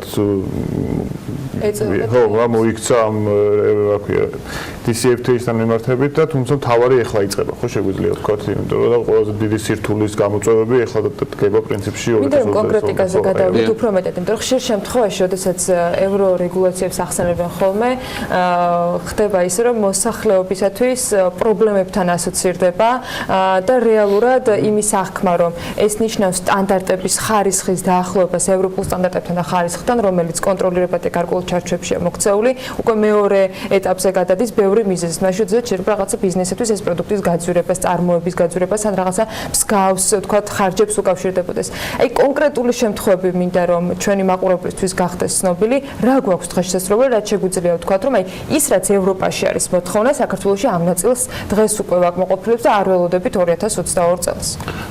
ესე ძალიან რთული იქნება, ალბათ ძალიან ფართო არის DCFTA თავის მხრივ მოიცავს როგორც სურსათის უზრუნველყოფას, ისე ინდუსტრიულ და სამომხმარებლო პროდუქტებს, ისე სხვა მიმართულებებს, როგორც არის საბაჟო ინტელექტუალური საკუთრება და სახელმწიფო შესყიდვები მათ შორის. თუმცა შეგვიძლია ვთქვათ მაგალითად ის, რომ უნებლობის მინიმალური მოთხოვნები სურსათისთან დაკავშირებით არის, ასე ვთქვათ, გაწერილი კანონმდებლობაში და თქვენ იცით, რომ 2020 წლიდან უკვე ეს მოეთხოვება, ანუ ამ შემთხვევაში ძალაში შესვლაზე არის საუბარი, იმის გათვალისწინებით ზუსტად რომ ეკონომიკური თვალსაზრისით ქვეყანაში არ არის, ვთქვათ, საკმაოდ ხო არ არის ჩვენი ქვეყანა ეკონომიკურად საკმაოდ ძლიერი, ამიტომ 2020 წლამდე მოხდა, ასე ვთქვათ, შეთანხმება იმის, რომ რაღაცა კუთხით ძალაში არ შევა ეს რეგულაციები ყველა ადამიანისთვის, თუმცა 2020 წელი არის უკვე პერიოდი იმისა, რომ ყველა ადამიანი ნებისმიერი პიროვნება, ვინც პროდუქტს ბაზარზე განათავსებს, ანუ ხელმისაწვდომს გახდის მესამე პირებისთვის, ვალდებულია, რომ დაექვემდებაროს როგორც ხასპის მოთხოვნებს, ისე სხვა უნებლობის მოთხოვნებს. მაგალითად, სულ ცოტა ხანში, აი ახლა 15 ნოემბრიდან კიდე ერთი რეგულაცია სამშენებლო პროდუქტების უსაფრთხოებასთან დაკავშირებით შევა ძალაში.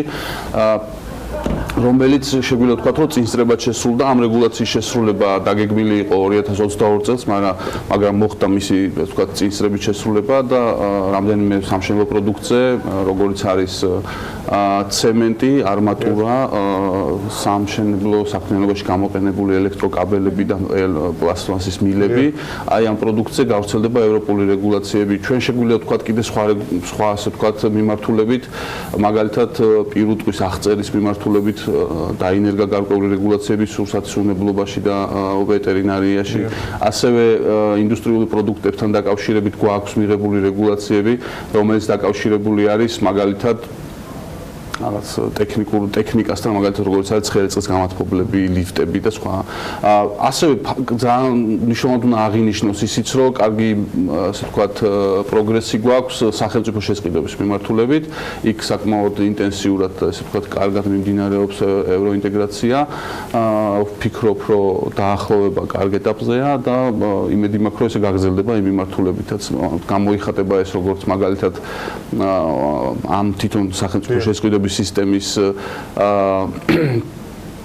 დამოუკიდებლობის განსაზღვრაში სხვადასხვა პრინციპების შემოტანაში და იცით რომ უახლოესი ცვლილებები არის მათ შორის იქნება რაღაც დამატებითი საბჭო რომელმაც დავების მომგვარებელი საბჭო რომელმაც უნდა უზრუნველყოს ზუსტად ეს დამოუკიდებლობა დავების გადაწყვეტაში და სხვადასხვა ანუ ეს არის პრინციპები რომელიც საქართველოში დაინერგა ზუსტად ასოცირების და ამ შემთხვევაში DCFTA-ის პრინციპებიდან გამომდინარე იმისათვის რომ ქვეყანაში უზრუნველყოფილი იქნას სისტემა რომელიც შეიქმნა სისტემა რომელიც უზრუნველყოფს თანაბარ ხელმისაწვდომობას და დამოუკიდებლობას დავების განსჯის დროს. თქვენ ახსენეთ ბიზნესთან კომუნიკაცია და ის მთავარი გამოწვევა, რაც მათ შორის ქვეყნის ეკონომიკაზე გავლენას ახდენს ამ ცვლილებების ფონზე, რომელი რეგულაცია, რომელი ამ შემთხვევაში DCFTA-ით გათვალისწინებული გარემოება ან რაღაც ბრძანება იქნება ყველაზე მნიშვნელოვანი ბიზნესისთვის იმ გეგმის მიხედვით, რომელთან დაკავშირებითაც დღეს საუბარი აქტიურად არის საჭირო, იმისთვის რომ ბიზნესისთვის არ შეიქმნას პრობლემები და არ იყოს თქვათ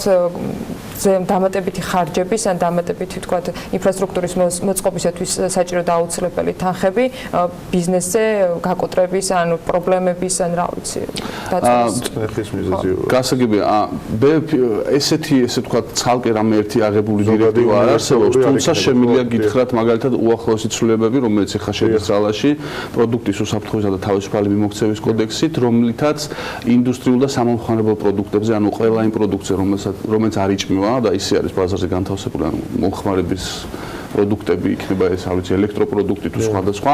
აი ამ პროდუქტებზე შეიქმნა ბაზარზე ზედამხედველობის სისტემა, ეს არის ძალიან მნიშვნელოვანი.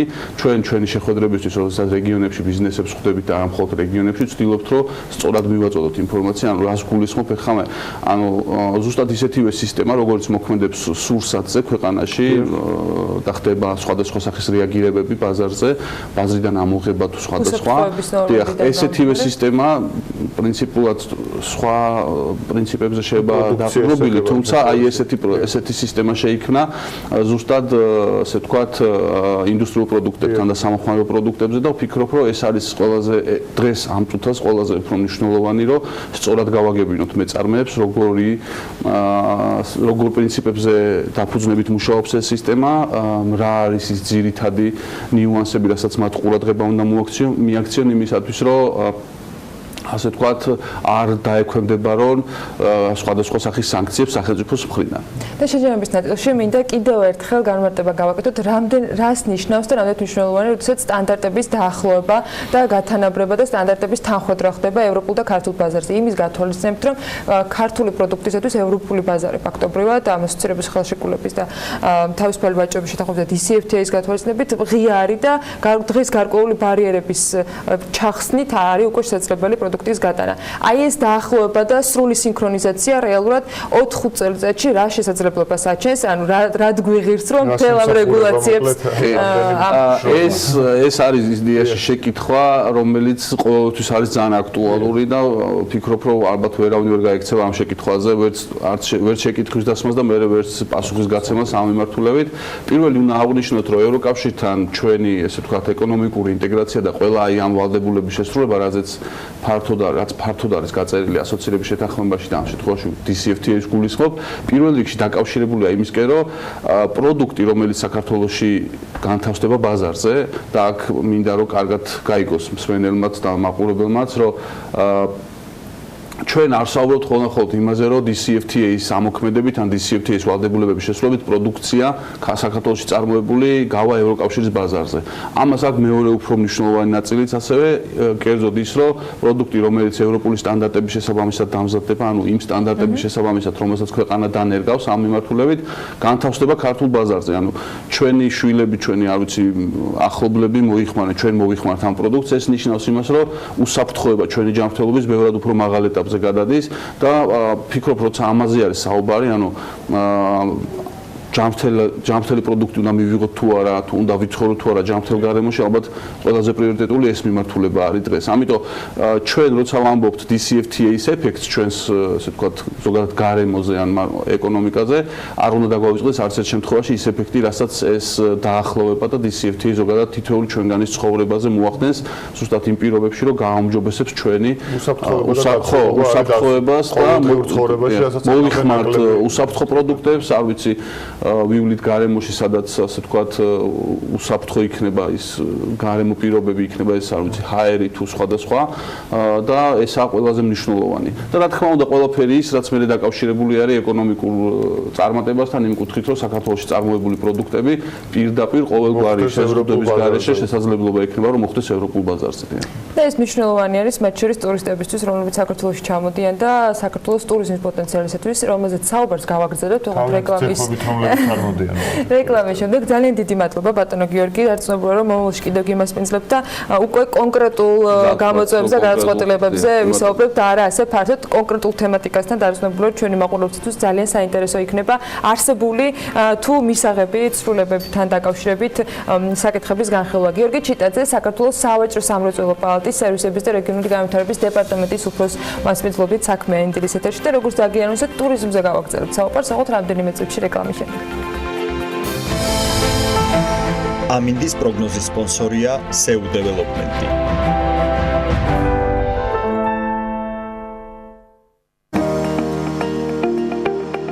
ამინდის პროგნოზის სპონსორია სადაზღვევო კომპანია უნისონი. თავისუფალი დაზღვევა თქვენი სიმშვიდისათვის.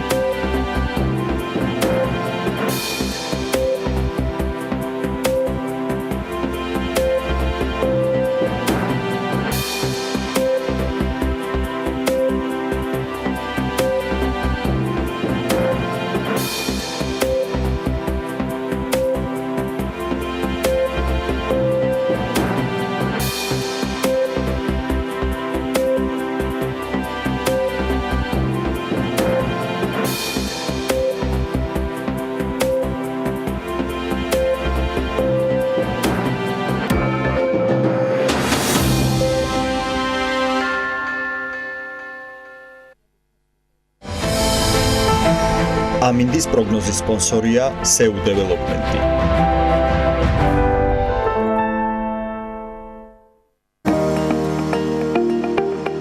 ამინდის პროგნოზის სპონსორია სადაზღვევო კომპანია უნისონი. თავისუფალი დაზღვევა თქვენი სიმშვიდისათვის.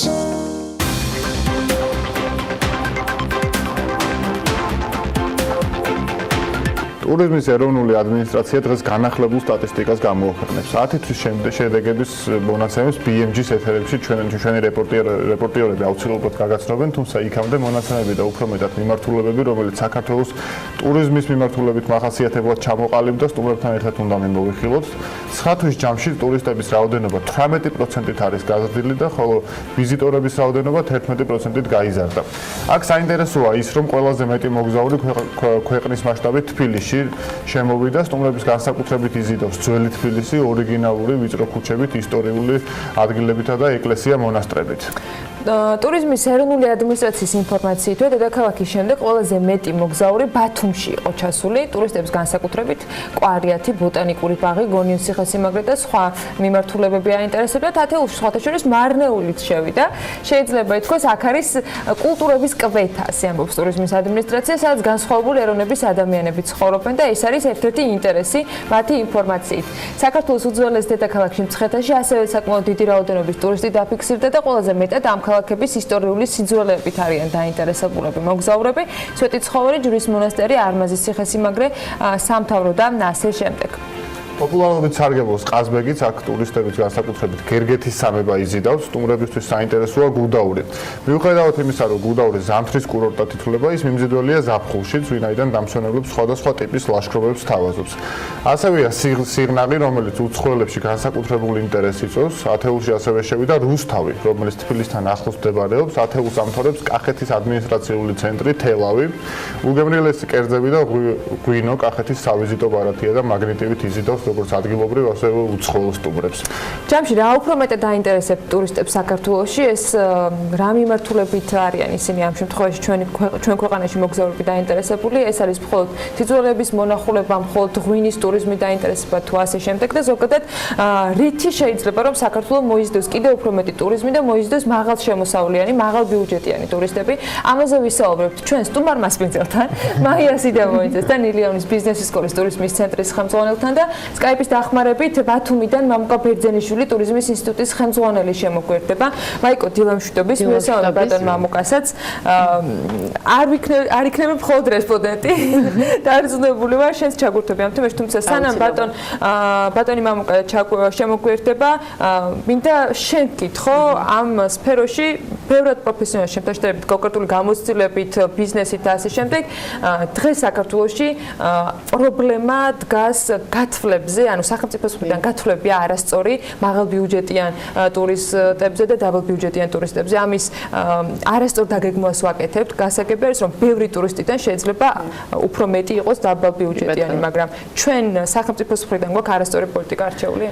მე ვფიქრობ, რომ ზოგადად პოლიტიკა და კონკრეტული სტრატეგიული სამოქმედო გეგმა ამ კუთხით ალბათ არ არსებობს იქიდან გამომდინარე, რომ ამ წუთას და ამ ბოლო წლების განმავლობაში ვფიქრობ, რომ უკვე არის ის ეტაპი და იმ განვითარების ეტაპი, როცა ახალი გამოწვევების წინაშე ვდგავართ და რეალურად შეიძლება უკვე რაოდენობებზე მეტად მაღალმხარჯველიანობას მივანიჭოთ უპირატესობა თუ ჩვენთვის მნიშვნელოვანი ნიშტურიზმის განვითარება და სწორედ ალბათ ეს უნდა გადავწყვიტოთ რა ტიპის ტურისტული პროდუქტების, ასე ვთქვათ, განვითარება გვინდა საქართველოში და შესაბამისად რა ტიპის სეგმენტების მოზიდვა გვინდა. მაღალმხარჯველიანი, ასე ვთქვათ, სეგმენტს თავისი სამხმარებლო ქცევა აქვს. ამ წუთას ჩვენი ინფრასტრუქტურიდან გამომდინარე და ალბათ მომსახურების ხარისხიდან გამომდინარე, ნამდვილად არ გვაქვს იმისი ფუფუნება, რომ მანდამაინც მაღალმხარჯველიანი სეგმენტი ამ ეტაპზე მოვიზიდოთ, თუმცა კონკრეტული სამოქმედო გეგმა თუ იქნება და რეალურად კონკრეტული ნაბიჯები გადადგმული როგორც ქვეყნის შიგნით, ასევე ქვეყნის გარკვეთ მარკეტინგული კამპანიების მხრივ, ვფიქრობ, რომ პირიქით კარგი იქნება თუ საქართველოს ზოგადად ასეთი ტიპის ტურიზმი იარსებებს. თუ იქნება და ამ ეტაპზე ეს ორი სიტყვა მინდა რომ გამოვყოთ, დავაგვიანეთ და დღეს დაგვიდგა ეს რეალობა იმ რამდენიმე წლიანი მუშაობის შემდეგ, როდესაც საქართველოს ბოლო 7-8 წელიწადში რეალურად აკრიფატები. ნამდვილად ვერ ვიტყვი რომ დავაგვიანეთ, იმიტომ რომ რეალურად ფაქტიურად ათვლის წერტილი ტურიზმის განვითარების კუთხით საბჭოთა ასე ვთქვათ პერიოდის მერე ვიტყოდი რომ არის 2008 წლის ომის შემდეგ როცა ყველაზე დიდი ასე ვთქვათ ვადნა იყო ანუ მხოლოდ 10 წლიან ისტორიის მაგრამ ეხლა არის დრო როცა ანუ ვხედავთ რომ ტურიზმის სწრაფ განვითარებასთან ერთად გარკვეული რაღაცები ქაოტურად ხდება და ეხლა მე უნდა მოხდეს ამ ყველაფრის ასე ვთქვათ მოწესრიგება და დარეგულირება და სამომავლო გეგმის ძალიან ზუსტად და კონკრეტულად იდენტიფიცირება, იმიტომ რომ ეს პერიოდი ჩვენ თუ გამოტოვეთ, მე დაგვიანებული იქნება ნამდვილად. მამუკა ბერძენიშვილი მინდა რომ გვეჩავთო საუბარში. მოგესალმებით ბატონო მამუკა, კიდევ ერთხელ მადლობა რომ დილიდან ხართ საქმიანი დილის სტუმარი. თქვენი შეფასება მინდა მოვისმინო იმავე თემებზე და რამდენად იზიარებთ და ეთანხმებით მაიასი დამოვინწის ამ პოზიციას და დაგვიანებასთან დაკავშირებით ვიკითხავ კონკრეტულად დააგვიანა საქართველომ და თუ დღეს დგას იმ გამოწვევის წინაშე, როდესაც რეალურად უკვე ნიშური ტურიზმისათვის, მაღალშემოსავლიანი ტურისტებისათვის კონკრეტული გეგმები უნდა გაიწეროს. მოგესალმებით, მადლობა მოწვევისათვის. ნუ ამ შემთხვევაში მე გავაგრძელებ მაიას განვითარებულ იდეას და დაგეთანხმებით იმაში, რომ ზოგადად ჩვენ მდგრადობის პრობლემა გვაქვს.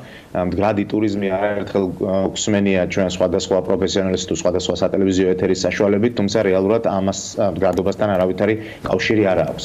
დაგვიანებასთან დაკავშირებით თუ ვისაუბრებთ, შეიძლება ამის ყველაზე კარგი მაგალითი იყოს ჩვენი კანონმდებლობა, რომელიც შევარდნაძის პერიოდიდან მოყოლებული თითქმის ესე ვთქვათ არავითარი ცვლილებით არ რეალიზდება დღევანდელობაში და დღევანდელ სამყაროში. შესაბამისად, უნდა ითქვას, რომ ის მთავარი დოკუმენტი, რომელიც ზოგადად სახელმწიფოს ხედვას, პრინციპებს, რეგულირებას, ამ ყველაფრის არრეგულირებას, დერეგულირებას და ასე შემდეგ უნდა ეხებოდეს და ეს ერთმნიშვნელოვნად უნდა იყოს დაფიქსირებული, არის ჩვენი ძირითადი კანონი ტურიზმის რეგულირების შესახებ.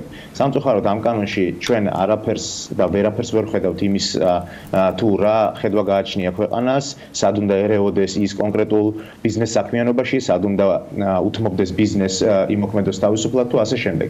შესაბამისად, ყოველივე ეს იწყება ჩემი აზრით კანონიდან, ეს კანონი ძალიან მოძველებულია, ასევე მომიჯნავე კანონები, რომელიც პირდაპირ არ ეხება ტურიზმს, თუმცა აუცილებელია ამ კანონებში ტურიზმისთვის მნიშვნელოვანი საკითხების გათვალისწინება, მაგალითად იგივე საგადასახადო საკითხები და ასე შემდეგ.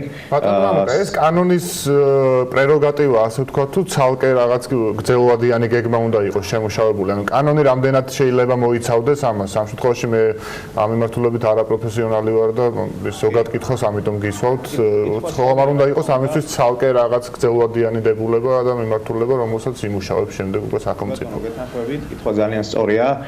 კანონი უნდა იყოს სტრატეგიის ნაწილი, უბრალოდ ჩვენ ესე ვთქვათ დროში გაწელილ პროცესებზე ვისაუბრეთ და ამ შემთხვევაში კანონი არის ყველაზე კარგი მაგალითი იმისა, თუ როგორ იწელება დროში ის მნიშვნელოვანი პროცესები, რომელიც ტურიზმის მდგრად განვითარებას უნდა უწყობდეს ხელს.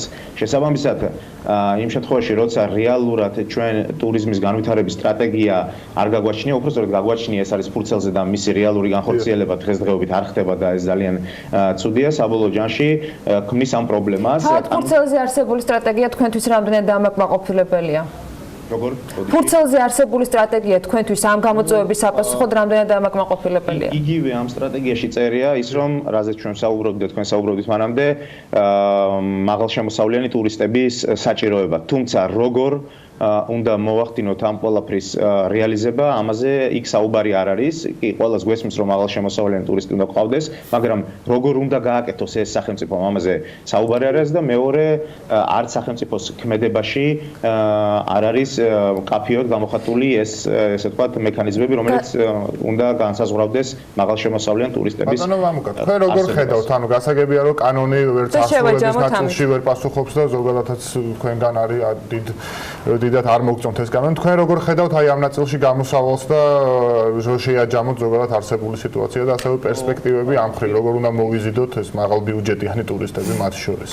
მე ვიტყოდი, რომ პირველ რიგში ჩვენ უნდა ვიცოდეთ ზუსტი ინფორმაცია მოთხოვნისა და მიწოდების შესახებ, რომელიც ჩვენ არ ვიცით და შესაბამისად ამ ინფორმაციის ცოდნის შემდგომ ჩვენ გვეცოდინება ზუსტად გვინდა თუ არა მაგალითად მაღალშემოსავლიანი რომელ კონკრეტულ სეგმენტში, რომელ კონკრეტულ სეზონზე, რომელ კონკრეტულ კურორტზე თუ რეგიონში და ასე შემდეგ. რეალურად დღეს ჩვენ ბუნდოვანი წარმოდგენა გვაქვს იმის შესახებ, თუ როგორ ნაწილდება მაგალითად ტურისტების ნაკადები თვეების მიხედვით, კურორტების მიხედვით. ასევე ბუნდოვანი წარმოდგენა გვაქვს იმის შესახებ, თუ რამდენი ტუროპერატორია, რამდენი დამუშავება, ფიქრობ, არსებული მონაცემებიდან გამომდინარე ამ ნაწილში შესაძლებელია, იმიტომ რომ საკმაოდ დეტალური არის ხოლმე სტატისტიკა, რომელსაც იგივე ადმინისტრაცია, შინაგან საქმეთა სამინისტრო და საქსტატი ავრცელებენ. ამაში, იმიტომ რომ პირობითად ჩვენ ზუსტი ინფორმაცია არ გვაქვს იმის შესახებ, თუ ყოველთვიურად ტურისტების რა რაოდენობასთან გვაქვს კავშირი მაგალითად ბათუმში. ჩვენ ეს არის საქსტატი ამას იძლევა კვარტალების მიხედვით და ეს რთულად აღსაქმელია ზოგადად ამ პროცესის გასაანალიზება და გაანალიზებისთვის და ეს ქმნის პრობლემას. ანუ ჩვენ უნდა ვიცოდეთ ზუსტად რამდენი ტურისტი რომელ თვეს, რომელ კურორტზე რაშვება, სადგანს თავსდება, მას როგორი სახის და რამდენი პირობითად გიდი ან ტუროპერატორი ემსახურება და ხოლო ამის შემდგომ გახდება ცხადი, გაგვინდა ჩვენ და რა პრობლემების წინაშე უფრო ინტენსიური და უფრო კომპლექსური მონაცემები არის ამ ხრივ საჭირო, რასაც თქვენ პირველ რიგში მიუთითებთ როგორც ამაში ყველაზე მთავარი როლი კანონმდებლობას უჭირავს და სწორედ ამიტომაც დაიწყე კანონმდებლობა. დიდი მადლობა ბატონო, მაიკ უნდა შევაჯამოთ ამ ნაწილში. თქვენ ხედავთ თუ არა სტრატეგიის განსხვავებულად დაწერის აუცილებლობას ან გადახედვას ზოგადად იმ დოკუმენტის, რომელიც დღეს გვაქვს. ძალიან ბევრი დოკუმენტი და სტრატეგია დაწერილა და იწერება, თუმცა თუ ეს შემოვდეთ თაროზე და ამის იმპლემენტაცია არ მოხდა, ძნელი იქნება რამეზე ულაპარაკოთ, კარგი იქნება თუ კონკრეტული სტრატეგიული მიმართულებების იდენტიფიცირება იქნება, თუნდაც განსაზღვროთ, რას ვეძახით მაღალმხარჯველიან ტურისტ დღევანდელ დღეს, ან ვის ვეძახით დაბალმხარჯველიანს და აქედან გამომდინარე ასეთი ტიპის კონკრეტიკა მნიშვნელოვანია, იმიტომ რომ სტრატეგია იქნება და ჩვენ ვიცით ასე ვთქვათ, რა გვინდა და ყალიბდებით, რომ გვინდა მაღალმხარჯველიანი ტურისტი, ასევე როგორ უნდა მივახციოთ ამ სტრატეგიაში. ესეც უნდა იწერებოდეს, რა რესურსები გვჭირდება და ასე შემდეგ. და ვფიქრობ, რომ აქედან გამომდინარე ურიგვარი იქნება. დღეს იქნება განახლებული სტატისტიკა 10 თვის მონაცემებით და რა თქმა უნდა, ამ ნაწილზე ძალიან საინტერესო იქნება, მათ შორის ხარჯვით ნაწილზე მონაცემების განახლება. თემას აუცილებლად კიდევ დაუბრუნდებით და გავაგრძელებთ მასის საუბარს. მადლობა მაია სიდამონიძეს და მადლობა ასევე ჩართვისთვის მამუკა ბერძენიშვილს ტურიზმის ინსტიტუტის ხელმძღვანელ საქმიანი დილის ეთერში. ვიდრე დაგემშვიდობებით და დაგემშვიდობებით სიუჟეტით, შემოდგომის ლეგენდის ფინალისტები უნდა გაკაცნოთ, ისინი უქმეებზე უკვე კახეთში იმყოფებოდნენ. მათ ჩვენი ჟურნალისტი ნილონგურაშვილი გაყვა, რომელმაც ლეგენდებზე სიუჟეტი მოგვიმზადა. უნდა აღინიშნოს, რომ წელს საიუბილეო თარიღი აქვს შემოდგომის ლეგენდას, ის 10 წლის გახდა და ამ 10 წლიანი იუბილით გემშვიდობებით საქმიანი დილის ეთერში ბედნიერ დღეს გისურვებთ.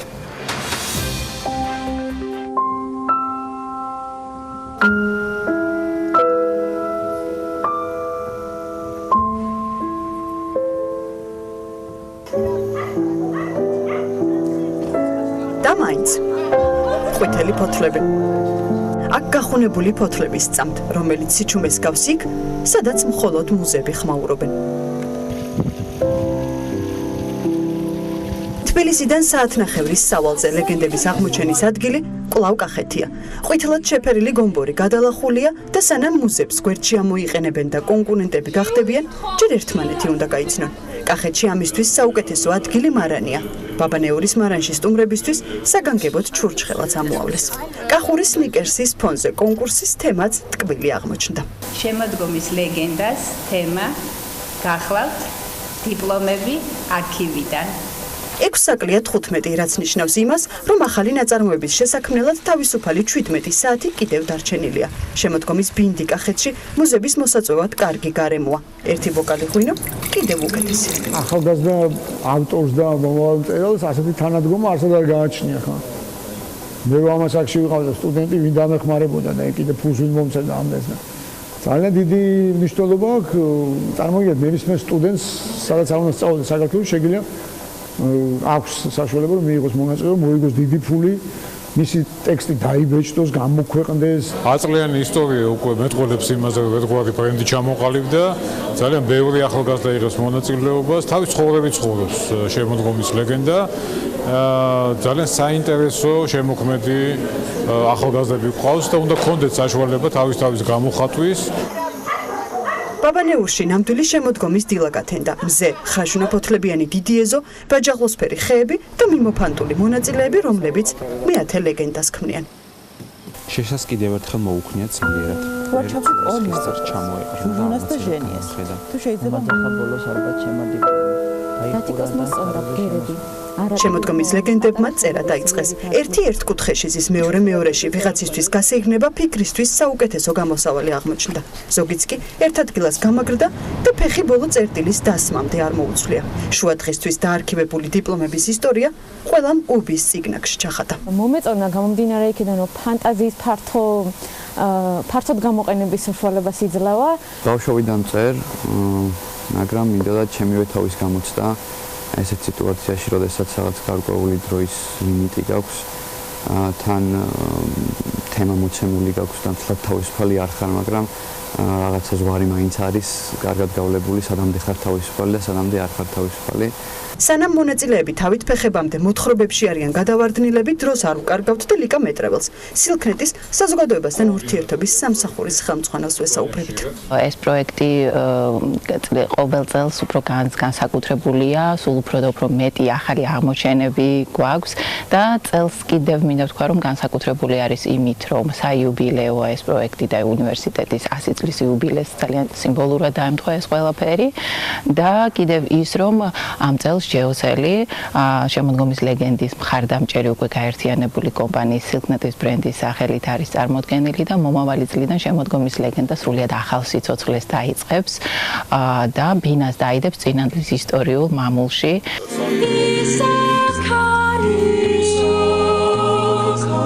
ისინი აქ არიან შემოდგომის კახეთში და უკვე 12 საათია ახალ ლეგენდებს ქმნიან. საწერად დათქმული ვადა იწურება და მოთხრობებიც ჟიურის წევრებს უნდა ჩაბარდეს. შემოდგომის რიგით მეათე ლეგენდა სრულდება.